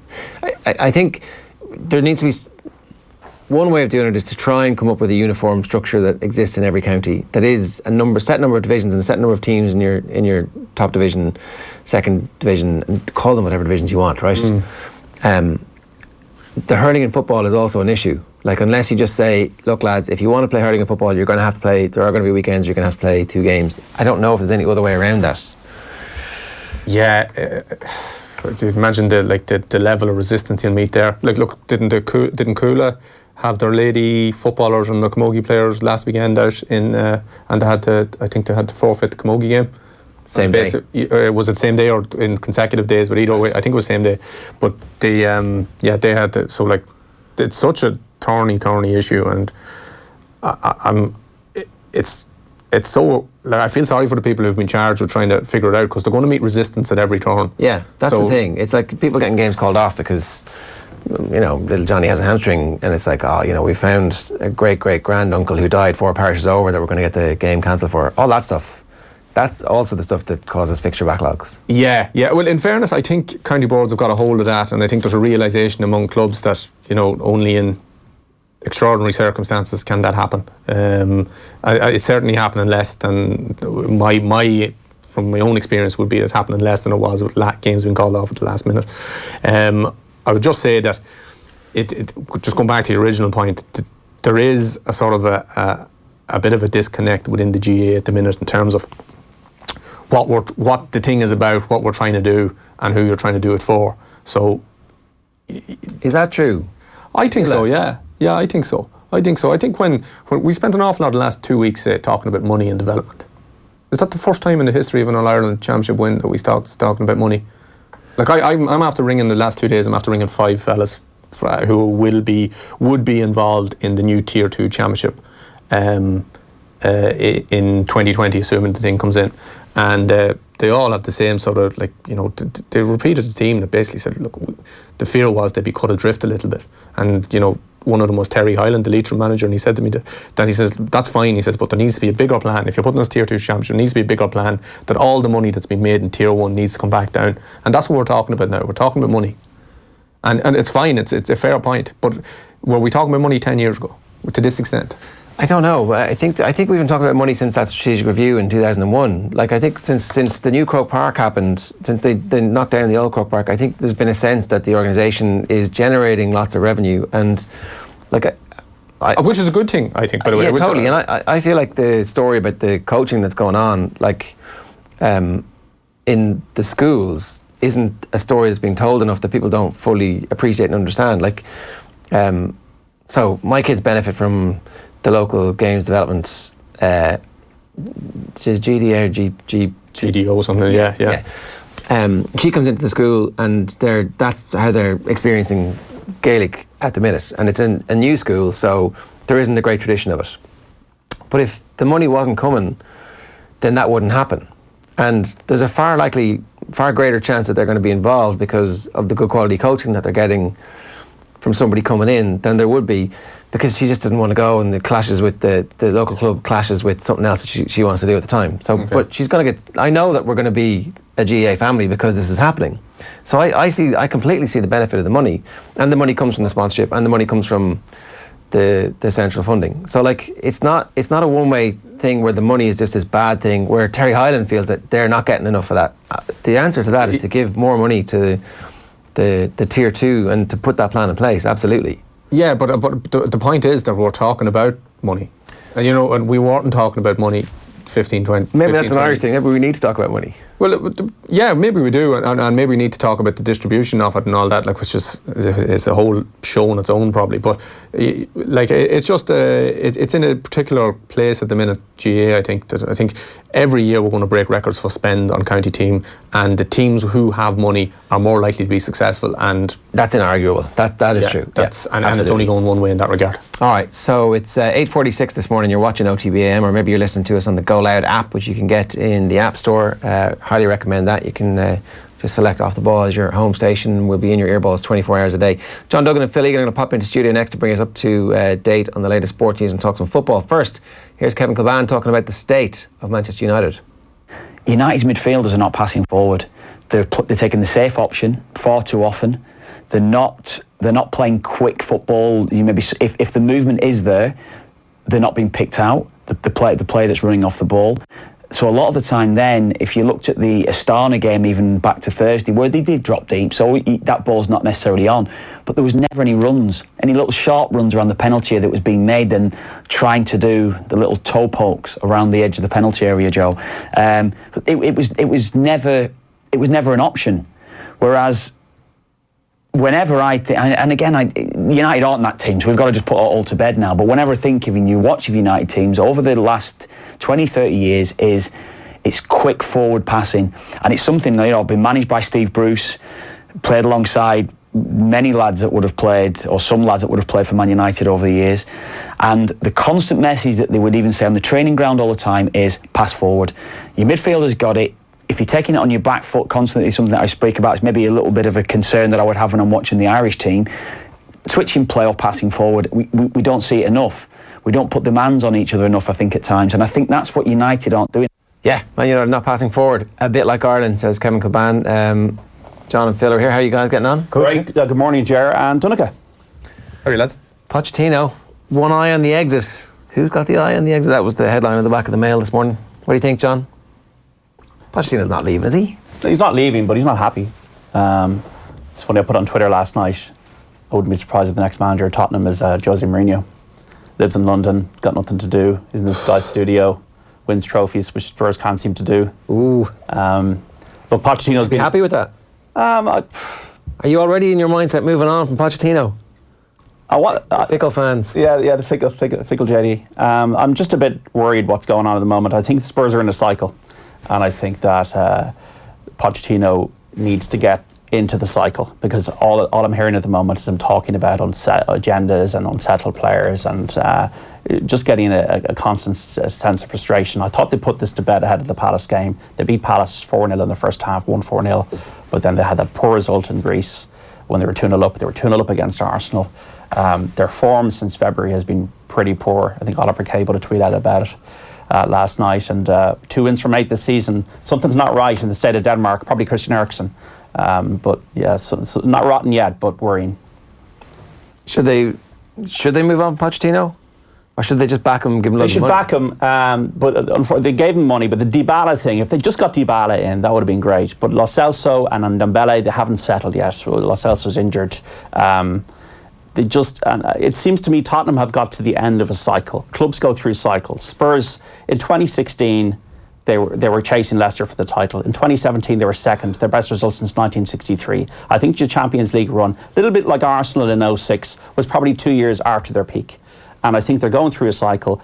Ericsson doesn't want to be there. Rose, Alderweireld, Vertonghen, maybe we're looking at them tipping to an age where they're not as effective as they were. And that then creates a problem because they're defensively not as solid. And that's the problem that Tottenham are going to face now. So they've got 8 points so far this season. They're level with Manchester United on points. They need Ed Woodward's money. Give us Ed Woodward's money. They're a point ahead of Everton all the same. Almost everyone's ahead of Everton. The mighty Everton. What the hell's going on there? You're an Everton fan, I should point out, as opposed to... I'll admit now that I hacked into a stream on Saturday afternoon, and whatever the 3 o'clock game was on, and I was watching Everton on the stream, and they were absolutely brutal. Like, they were really, really awful. Sheffield United didn't have to do anything. Sheffield United were bad. Afterwards, their manager was like, we didn't play very well here at all. They just have to sit in the shape that they play in, this 3 at the back. John Egan was very good. He was very good, yeah. And they just seemed to completely be devoid of ideas. That an awful lot of it is meant to go through Gylfi Sigurdsson. He wasn't particularly effective. Richarlison is a very good player when he's good, but I think he can be anonymous when he's not at it. It's the same as Gylfi. Great when he's great, but same with Bernard. And they have so many of those players that on their day, if they click, they can be brilliant. I have a feeling they'll click in a Merseyside derby. They seem to love that game. They're playing City this weekend. City's tough. I actually thought if they lost last night and lost to City this weekend, Marco Silva could be on the way out. They've shown him serious, backing. Bar that strong finish to the season last year would have beat. Who was it? United and Arsenal and a couple other the top teams. I think he would have survived, but I think he would have been on that Sheffield United game could have tipped him over the edge. Yeah. But no, it's never boring sport, never. No, we're going to talk about Troy Parrott with Dan, and John's going to stay with us for that. But Phil, you're going to have to go and do some stuff. So 8:52. Give us the sports teams. Well, the big story of the day, Ger, Uruguay. They have their third ever Rugby World Cup win. They've beaten Fiji 30-27. Their previous wins were in 99 against Spain and 2003 against Georgia. Didn't even qualify for the 2015 World Cup. This is their biggest World Cup win of them all. And it's only last Saturday when Fiji ran Australia close. Fiji led the Wallabies with 20 minutes to play, but clearly underestimated Uruguay today. Uruguay were 24-12 up at half-time. You still expected Fiji to come back, but they missed too many kicks. Fiji actually scored 5 tries to Uruguay's 3, but 4 missed conversions for Fiji, and that is a bit of a shocker from them. You mentioned Troy Parrott. He obviously made his competitive debut for Tottenham last night. Played just over an hour, was replaced by Christian Eriksen in Tottenham's defeat to Colchester. Finished 0-0 after 90 minutes, but as is the new format, goes straight to penalties. Colchester won 4-3, and it was Eriksen who had a penalty save. Lucas Moura hit the crossbar. Tom Lapsley stepped up to score the winning spot kick for Colchester. If you saw the shootout as well, you see one of the Colchester players attempted a Panenka, which didn't end well. Gazaniga got to his feet and punched the ball away in disgust, and almost to say, how dare you even try that on me, so I'd say he was. Imagine if you gone out with Colchester and you tried the Panenka. You'd be really? See, some of the players, not the time. Some of the players were shaking their heads, looking at him, going, "What have you done? Why would you do this to us?" Or else it's the biggest cojones of all time, and it's the fact that it failed. We should be encouraging him. I can't decide. Yeah, you have to get it right. I feel like it should be the Spurs guy trying it, isn't it, rather than the Colchester guy. He hit the bar, didn't he? Yeah. But no problems for holders. Manchester City, they won 3-0 away to Preston. Raheem Sterling and Gabriel Jesus among the goals. Arsenal beat Nottingham Forest 5-0. Gabriel Martinelli got 2, 1 each then for Rob Holding, Joe Willock and Reece Nelson. And for some reason I've left the rest of my script elsewhere, but I can tell you Everton won 2-0. Dominic Calvert-Lewin, which goes into the debate that he didn't start. Moise Keane start on Saturday, but things to watch out for tonight. Liverpool away to MK Dons, pretty much nailed on. Caoimhín Kelleher is going to start and go. Pep Linders did the press conference yesterday, the assistant, because Klopp was on his way back from Milan, and he talked him up. And I actually got a text off someone on Merseyside who covers Liverpool, and he was looking for pronunciation on Caoimhín. So. Right. They're bracing themselves. If they get it wrong, it's your fault, is what I'm hearing. Well, they might say responsibility. They might get Caoimhín right, but they might call him Kelleher. That'd be the worry. But Manchester United are at home to Rochdale League One Rochdale, managed by Brian Barry Murphy, son of Jimmy Barry Murphy. You'd imagine United are going to win that one as well. And so it's the other... You'd imagine, but the other stories of note are really the managerial merry-go-round in Intercounty. We know looks like Liam Cahill's going to become the Waterford manager, first outsider since Davy Fitz. Davy Fitz in the headlines himself, because looks like he's going to Galway, which would be a real blow for Wexford. We had Niall Kennedy, the Wexford boxer, in here on Off the Brawl last week, and he was wearing his Wexford wristband, and he was saying, no, like, we need him, we've got to do everything to keep him there, but it would be a massive blow for Wexford. And then the other appointment, Wicklow, have a new manager as well. So that's it. All right. Good stuff, Phil. Thanks for that. One last thing that we're going to show you for the sports news here. This is from John Cardinelli, South African sports journalist. The Boks are a bit short on numbers today for an opposed back session, so consultant Felix Jones in pink is filling in. Still got it. So Felix, obviously his career was cut short. Look for the pink jersey. There he is at the back. Oh yeah. Nice little Gerber kick. Finds touch. And I wonder, is he pretending to be Ireland in this? Is that like kind of Johnny Sexton sort of? Yeah, or is it? Do they think that that's their own back's move? Is it actually going to have Joey Carberry playing full back for Ireland in that game? Who knows? But certainly John Cardinelli was there, and Felix would have been taken out of it, wouldn't he? In real life. But there you go. That's the Brains Trust, Irish Rugby helping. This is like the Luxembourg press conference, waiting for Boris Johnson to sit down there, but he hasn't yet. We're going to get to Dan McDonnell in a minute to talk to him about. He was actually at Troy Parrott's debut last night. Big excitement, obviously, in Irish sport for the young lads coming through at various clubs. This competition suddenly becomes very important from an Irish sports team's perspective.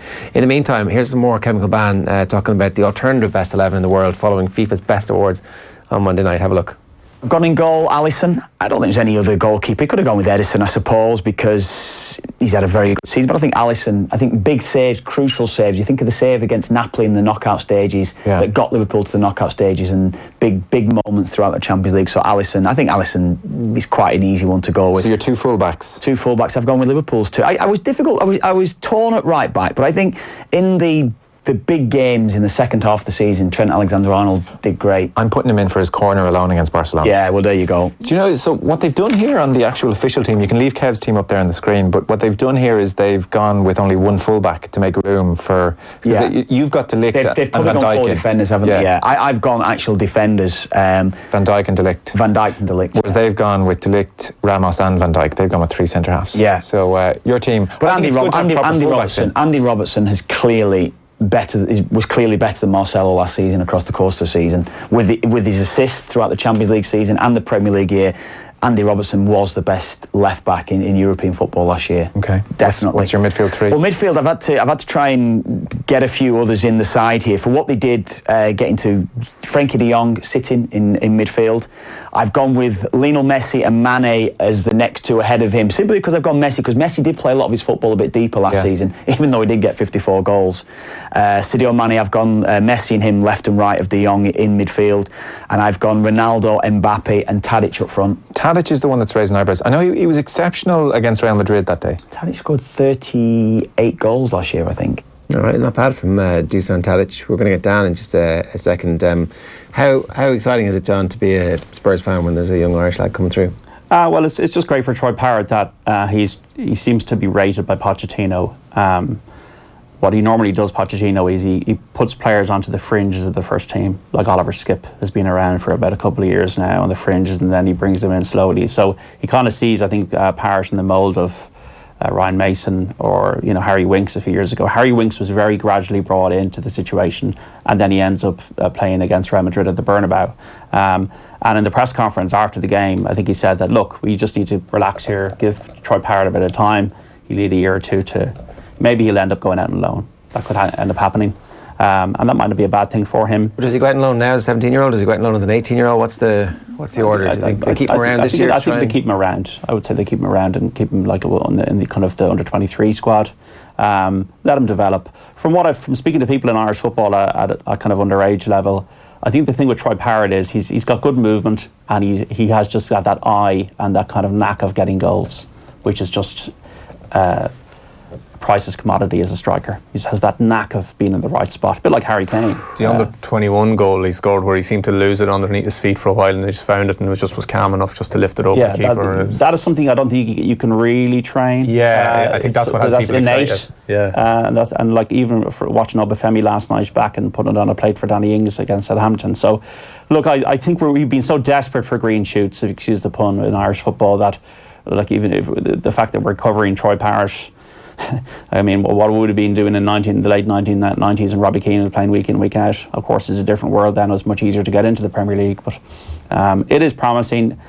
We had Robbie Brady at Man United, like was the new thing, was the biggest, hottest new thing, and like eventually he did have a successful career, and it still does have a successful career in English football, but maybe not at the Manchester United level, at very good clubs like He had a horrific knee injury as well. Needed microfracture surgery on his knee, which, like, it's very difficult to come back from. And that set his career back a year at a very key moment where, you know, you're a bright young thing. It's like, well, actually, you know, so many things have to go right for Troy Parrott to have a decent career, and a decent career will be playing championship football for 10 years. Like, sorry, that would be an excellent career, really, when you consider the millions of kids around the world who are trying to make it that he's in the competition with. So, and Aaron Connolly came on against Newcastle, caught a bit of that. He was really good for the last 20 minutes. Yeah, he should play tonight for Brighton against Villa. So there is a little bit of excitement around for first time in a couple of years, isn't there? Yeah, in a long time. Probably since Kerr's kids, I would say.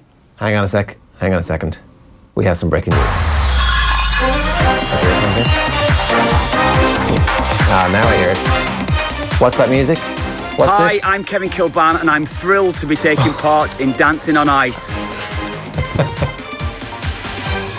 Hey, live and Ryan, glorious Technicolor. His first interview. How do we secure this? Kev, you're live. What's happening? How are you doing? Hey, what's going on? I don't know what's going on, Ger. I haven't got a clue, but anyway, we'll go with the ride and let's see how it goes. Have you got your suit, Kev?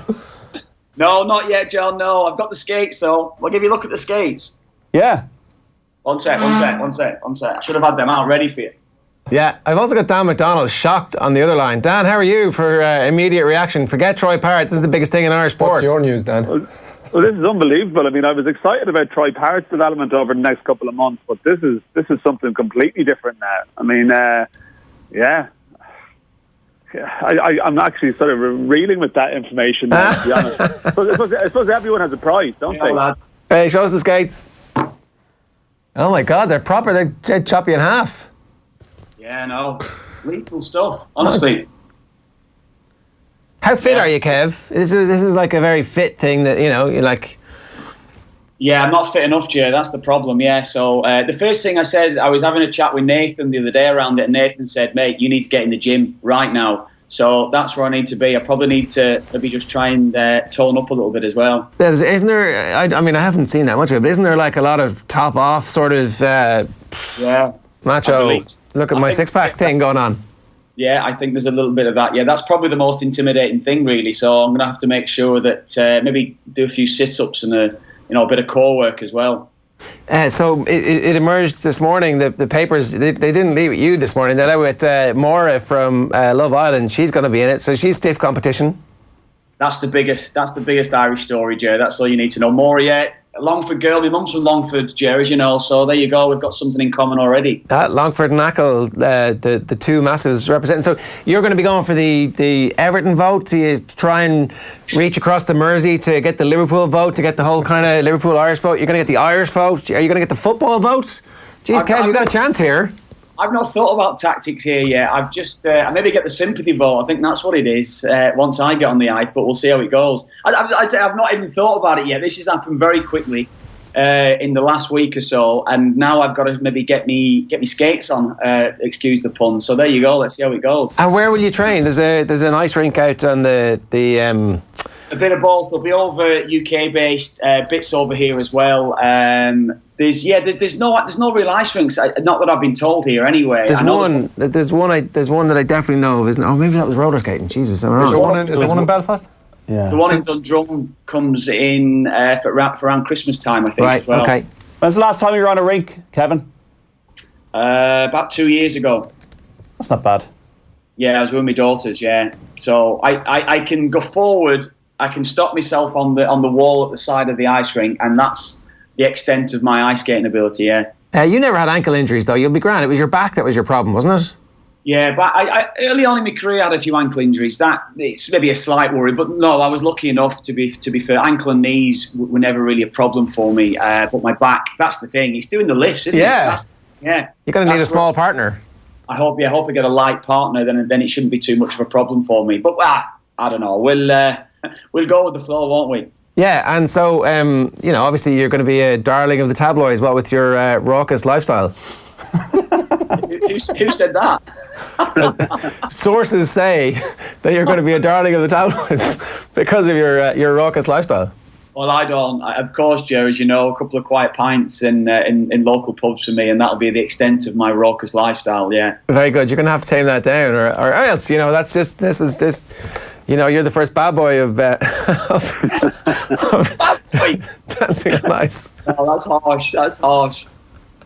Oh my God, Dan, do you have anything to say to you? Kev's on the line. I don't know what to say. Yeah, I mean this is it. Like, it's the scrutiny on the personal life. He's just going to have to get.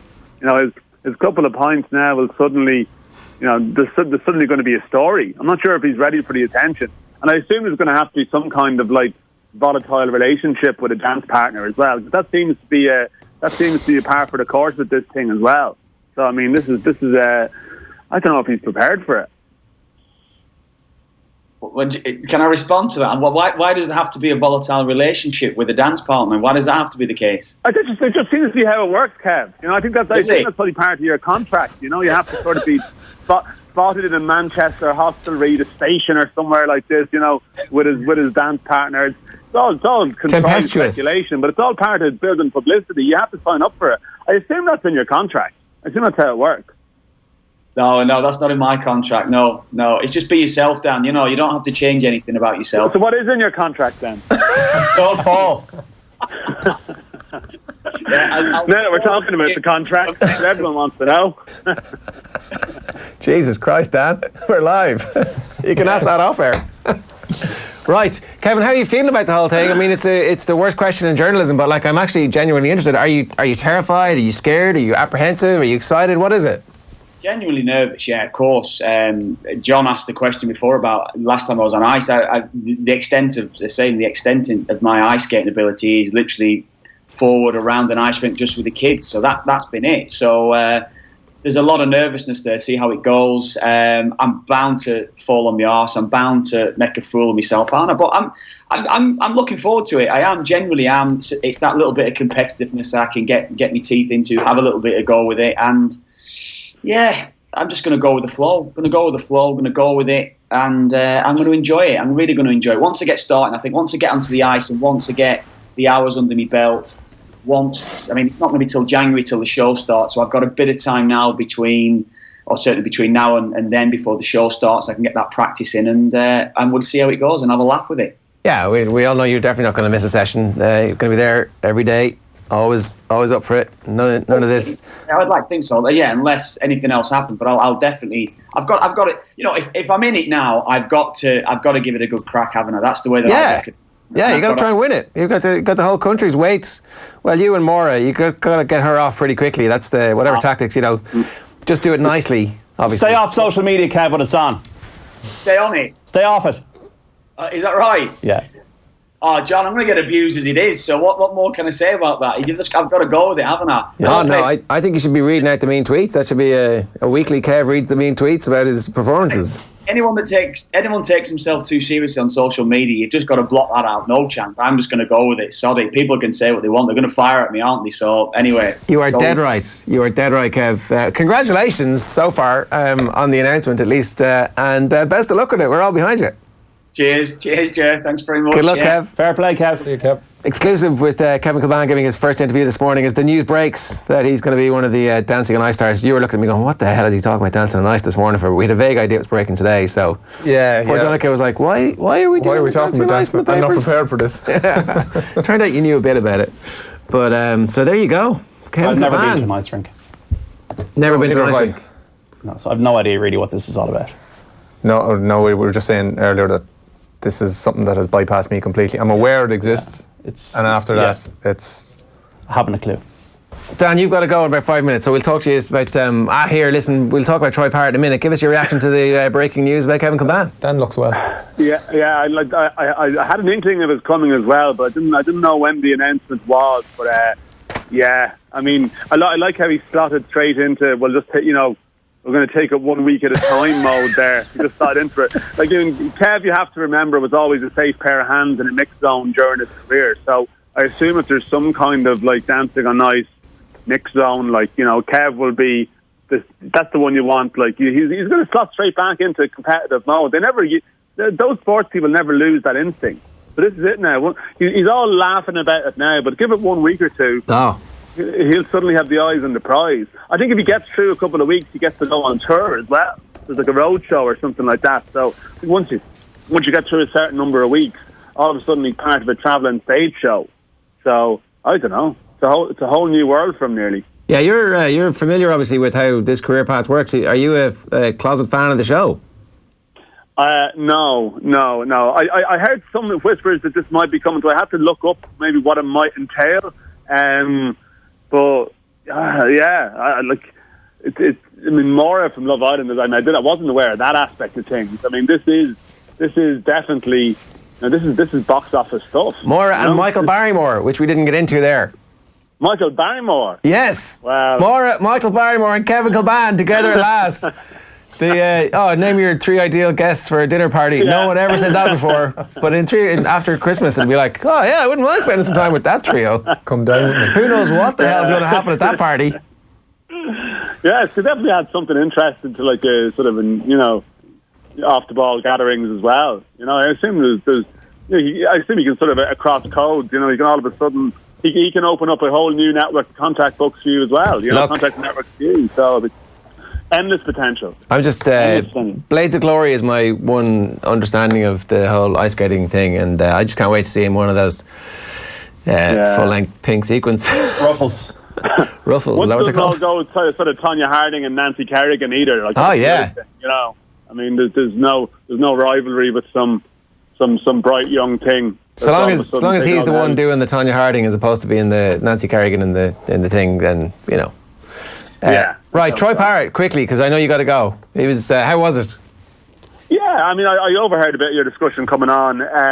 It was a strange one, really, because like Spurs weren't great, and actually, there's a bit of a negativity around Spurs at the moment. Just that they're a bit sluggish and things aren't firing.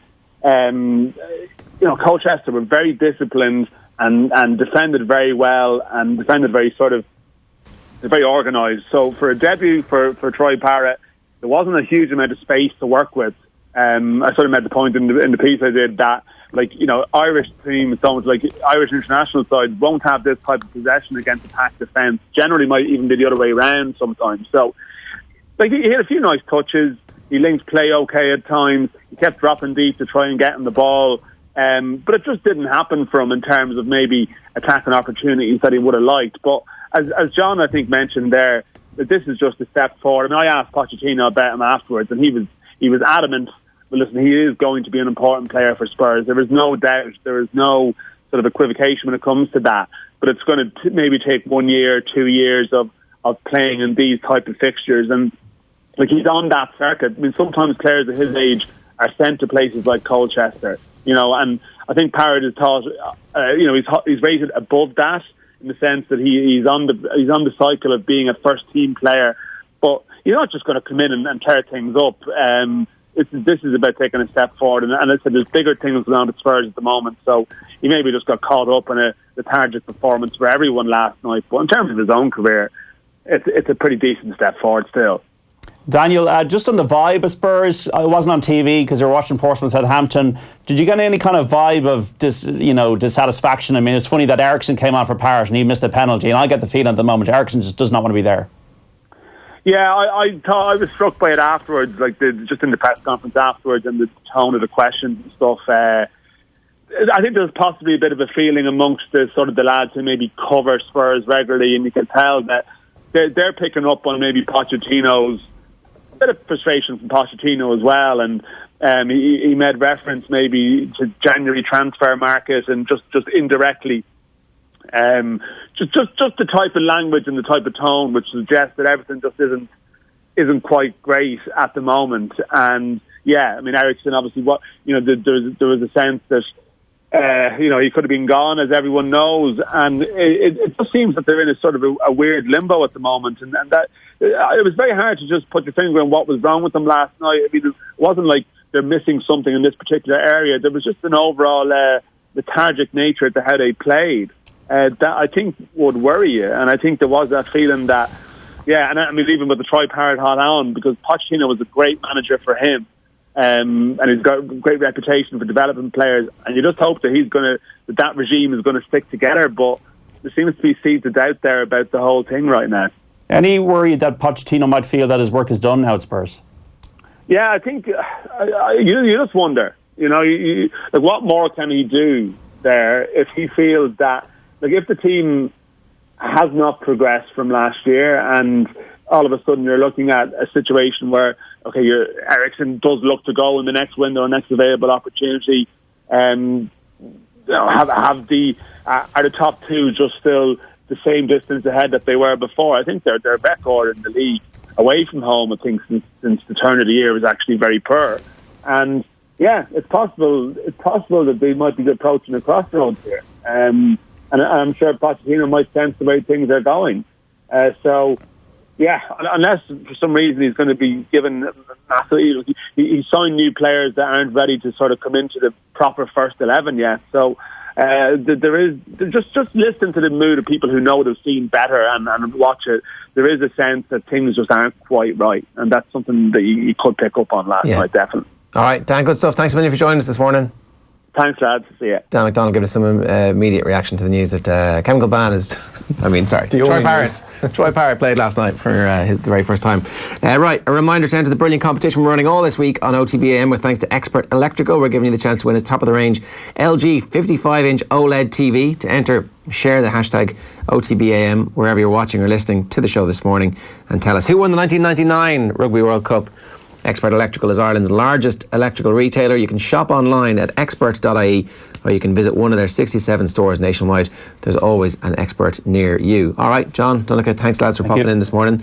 Jerry Nixon is the head of sponsorship at Vodafone Rugby. He's going to be in studio next to talk about their work with the Irish rugby team and why they've signed up for another 4 years. We'll be back straight after these. OTB AM on OTB Sports Radio, Ireland's first and only sports radio station. The 2019 Boyle Sports World Grand Prix Darts is back at the City West Convention Centre, Dublin, from the 6th to the 12th of October. See 32 of the biggest darting stars on the planet, including world number 1 Michael van Gerwen, former Grand Prix champion Darrell Gurney, plus fan favourite Peter Wright. Get your tickets now at ticketmaster.ie and search darts. The 2019 Boyle Sports World Grand Prix Darts at City West. Game on. Join Bruce Betting now for a risk-free first bet up to €100. That's right. New Irish accounts can enjoy a risk-free first bet up to €100. So if your first bet loses, we'll refund your stake with a free bet.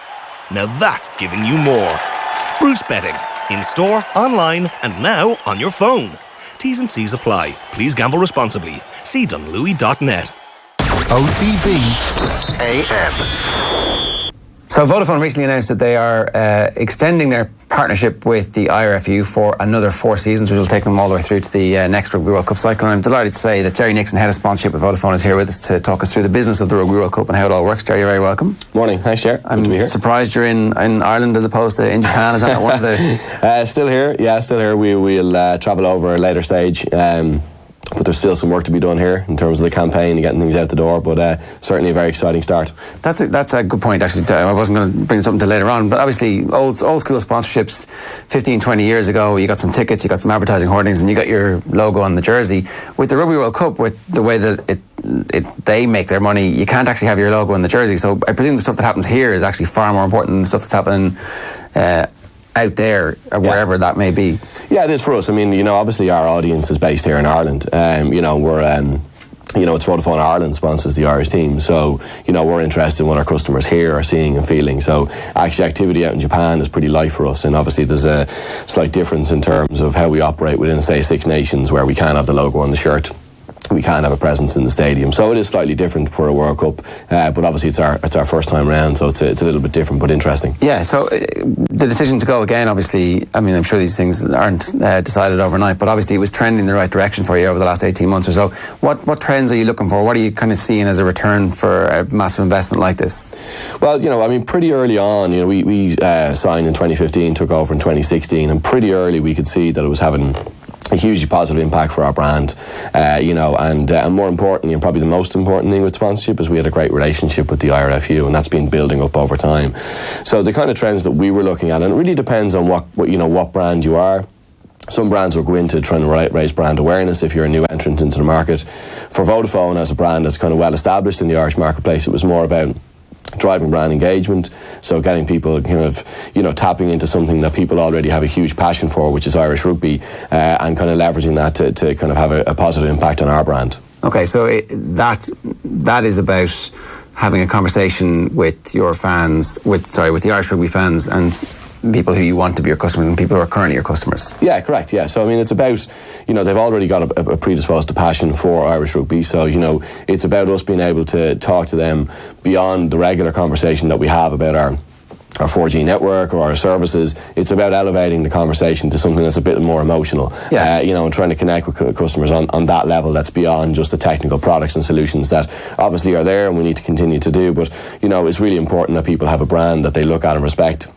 And obviously it's about us showing support for, the great institution that is Irish rugby, and us, having a positive impact on Irish society. Do you feel like you're part of, because rugby, wasn't as big a sport as hurling and football, or as GAA and football over the last half century, but it's certainly closed the gap over the last 2 decades. So there's room for a proactive sponsor to be a part of that growth as opposed to just kind of piggybacking off it. Yeah, we'd certainly like to think so. I mean, when we sat down with the IRFU in the very early stage of the sponsorship, we tried to find what was the commonalities between us and the IRFU. What is the shared ambition, if you like, of what we're both trying to achieve. And it's very clear that the IRFU have a mandate to grow the game. And we said, well, look, that really works for us as well. We're about trying to roll our network around the whole country. So, we don't want to just talk to people in Dublin or in Cork or Limerick. It's about expanding beyond it. And I think there is a misconception there that rugby is only played in these very specific areas around Ireland. I think it's a misconception. But through our activation and through our advertising around the sponsorship, we've been really determined to help the IRFU to talk to people that are beyond just the core traditional traditional fans. So when we make ads, we make sure that we include people from all over the island. We make sure that we don't just go to those traditional heartlands. We talk about Tadhg Furlong, who doesn't come from necessarily a rugby background. Our latest campaign, which is Ireland's Ball, we went out to 32 people around the country and got a fingerprint from each one of them. We made it into a ball, and the ball has gone with the team to the World Cup as a representation of the support that they have from around the island. But the people that we talk to were not necessarily traditional rugby people. We talk to people like the Liberty Saints, who are an inner city rugby Dublin a rugby club here in Dublin. We talked to a team down the Gaeltacht that plays rugby through Irish. So these are the stories that are there and that are really interesting, that I don't think people see as the everyday rugby person, but that's really important to us. And so you as a brand can help uncover those stories. That's the other thing that you guys bring, is the experience of creating content around a story, because that's really what advertising, when it became good in the 80s, they started telling stories about brands as opposed to just kind of saying, our cola is made with a certain type of sugar and the other ones use a different type of sugar, and that's why ours is better. It was something completely different. It's trying to find a connection with people, and ultimately, when we go back to the kind of very early starts of the sponsorship, we did things like documentaries, because if you remember in 2016, it was quite a new team. We'd got a couple of guys that retired, the likes of Paul O'Connell. We'd come off probably a disappointing World Cup in 2015, and we wanted to get people to know who the players were. So Tadhg Furlong, who wasn't a household name like he is today, he featured quite heavily in those documentaries and those early piece of advertising we did, because people got to know him and actually realised he's a great character, and that's really what it's about, is trying to make a greater connection. So, you know, our brand is all about connecting people, if you think about it. You know, that's what our technology does. So through the sponsorship, we're trying to relive that ability for us to connect people. That's the other great evolution in sponsorship, is that it's not the badge and tag, it is now content creation, it is now understanding exactly how you can deal with the player. So part of that becomes, you guys become a producer, and some of that is down to fostering relationships with the individuals themselves. So like, I mean, Tyke Furlong's probably a good example. It turns out he is a media superstar. Like, you know, nobody knows that when you kind of first make the phone call to go, oh, you've got an interesting backstory, and like his parents are also amazing with their ability to be raconteurs and one-liners too. So that's something that's very different. It's a different skill set that you guys needed to acquire. Yeah, absolutely. And you know, I mean, you're dealing with guys who are superstars on the pitch, but what you're trying to do is you're trying to show the human element behind that hero. So, you know, a lot of traditional rugby advertising was quite heroic and quite macho, and I actually wanted to break that down to say, look, the guys when they're on the pitch they're absolutely heroes, but behind that they've got families, they walk the same way you and I do on the street. So you know, we featured some of the family members of players. Conor Murray's dad was in one of our ads, as was Tyke Furlong's dad. So they're, you know, like actually making that family connection. And what we've tried to do then is we've tried to tap into some of the interests that they have. So, you know, those ads and those stories are actually real events that have happened. So Tyke Furlong genuinely got a letter from the IRFU when he was on the farm working, to say he got a call up. So, you know, these are tapping into real stories that happened, you know, and then we take that a little bit further, as we've done a piece with Robbie Henshaw, who's hugely into music. So instead of asking him to stand up and maybe speak in an event, which maybe he doesn't want to do, we'd say, well, look, you know, can we talk to you about your passion, which is music? And we did a piece with him and Sharon Shannon, recording some music. So they're, you know, it's tapping into the players, it's making them feel more comfortable to do the work that they'd actually rather do, rather than just putting them in front of, you know, as I said, 20 business people if it doesn't suit them. Is success just about sales? Is that how that works, or...? I mean, no. I mean, look, ultimately you are trying to drive a commercial advantage, of course you are, but you know that the way we track it is purely around brand engagement and brand involvement. So, you know, we're trying to get people to look at our brand beyond just the products and solutions that are there.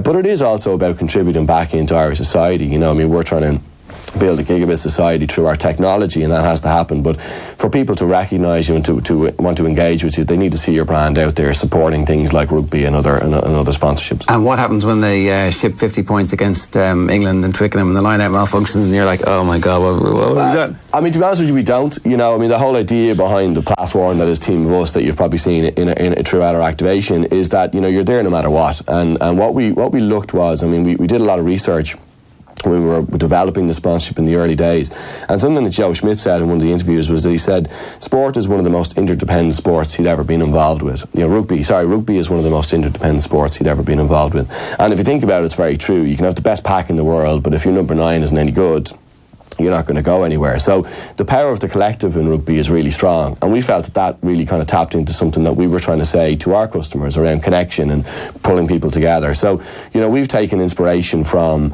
you know, things like Italia 90 or, you know, Katie Taylor, Stephen Roach, these kind of huge events in Irish sporting life where the whole country came together to get behind either an individual or a team, and it wasn't that they knew a lot about the sport. I mean, football in 1990 was not a huge sport. It was a very big sport, but probably not as big as it is today. Not that many people knew about cycling or even women's boxing when Katie Taylor won the gold. But these are things that got people together, to come together, and that's really the ethos behind Team of Us. It's actually not focusing on, you know, the end result. It's actually the enjoyment of coming together. And, you know, like, the other thing about sponsorship, it's long term. You know, we've just signed another 4-year deal. Yeah. So, you know, I mean, I hope that 8 years is the start, not the end of the relationship. And you know, if you're in that length of time, you're going to see ups and downs. Yeah, well, you could see that when the announcement was made, Troy Parrott from the IRFU was talking about they liked Team of Us because it was this kind of new thing that they hadn't done, and it is that bit of marketing that they can't do themselves, where you're like, oh, you should all come and, you know, really, we're this kind of open organisation. You guys actually can, as a brand, say, look, hang on a second, this is the principle behind it. Yeah, I mean, I suppose, look, you know, Vodafone is a huge global company. We work with some brilliant advertising agencies here in Dublin, and we also have some great media partnerships as well. So we're able to drive those messages through in a way that the IRFU can't do it. But really what's key to that is making sure that we work with the rights holder, with the IRFU, to understand what they want to achieve and really help them. And as I said, we've built up a fantastic relationship, and they are absolutely world class in the way they operate, so that really helps us. So obviously success on the field has been non-stop pretty much since you guys arrived. There have been very significant difficulties off the field. What do you do when something like that happens as a brand? Well, I mean, look, first of all, you don't rely on success on field, so the whole strategy was really built around making the whole experience of rugby more enjoyable and seeing how we can improve fan engagement. So we do things like the highlights apps that we do through the My Vodafone app, things like that. So you don't rely on the team's performance, but when things go wrong, I mean, that is key to having a great alignment with the rights holder, in this case the IRFU. So we have a great relationship that's based on shared values, and there's a lot of trust. We know that if something goes wrong, it'll be dealt with in a way that we as an organisation would deal with it as well. And that's really the only way to get through issues, is to make sure that there's a great alignment there in the beginning, and if that's there, then generally those issues are dealt with easily. Okay, the one thing I did want to talk to you about as well was something that you'd said in around the time that the announcement was coming up, that you look at examples of what IBM does for Wimbledon and what SAP do for the German national team, that you want to use your technology to actually benefit. I mean, that's kind of an unbelievable sweet spot to try and get to, where suddenly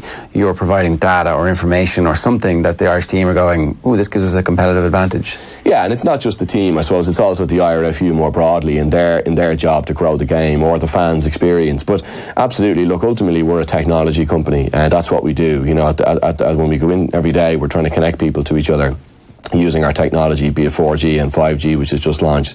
But it is about, I mean, we've seen other examples like SAP in Germany that have done amazing things using their technology that actually helps to drive team performance. And that's certainly our ambition for the next 4 years, because we are moving into more of a technological age. We're becoming more of a technological driven company. So it's very much an ambition of ours to see how we use our technology to make a better organisation for the IRFU, maybe help the team in some way, we don't know, but more importantly, make sure the fans can engage in it in a seamless way using either our 4G technology or 5G technology as it comes down the line. So the evolution of sponsorship, just to finish this up, I talked about from 20 years ago to now. What do you see next? What is coming next, and how sponsorships, the big sponsorships, are going to work? Yeah, I think it is that space around shared ambition and partnership. I think that's really key. I mean, you alluded to it earlier. 20 years ago, you handed over a cheque, you put your logo on the jersey, and you walked away, and you got some free tickets. And that's not really what it's about anymore.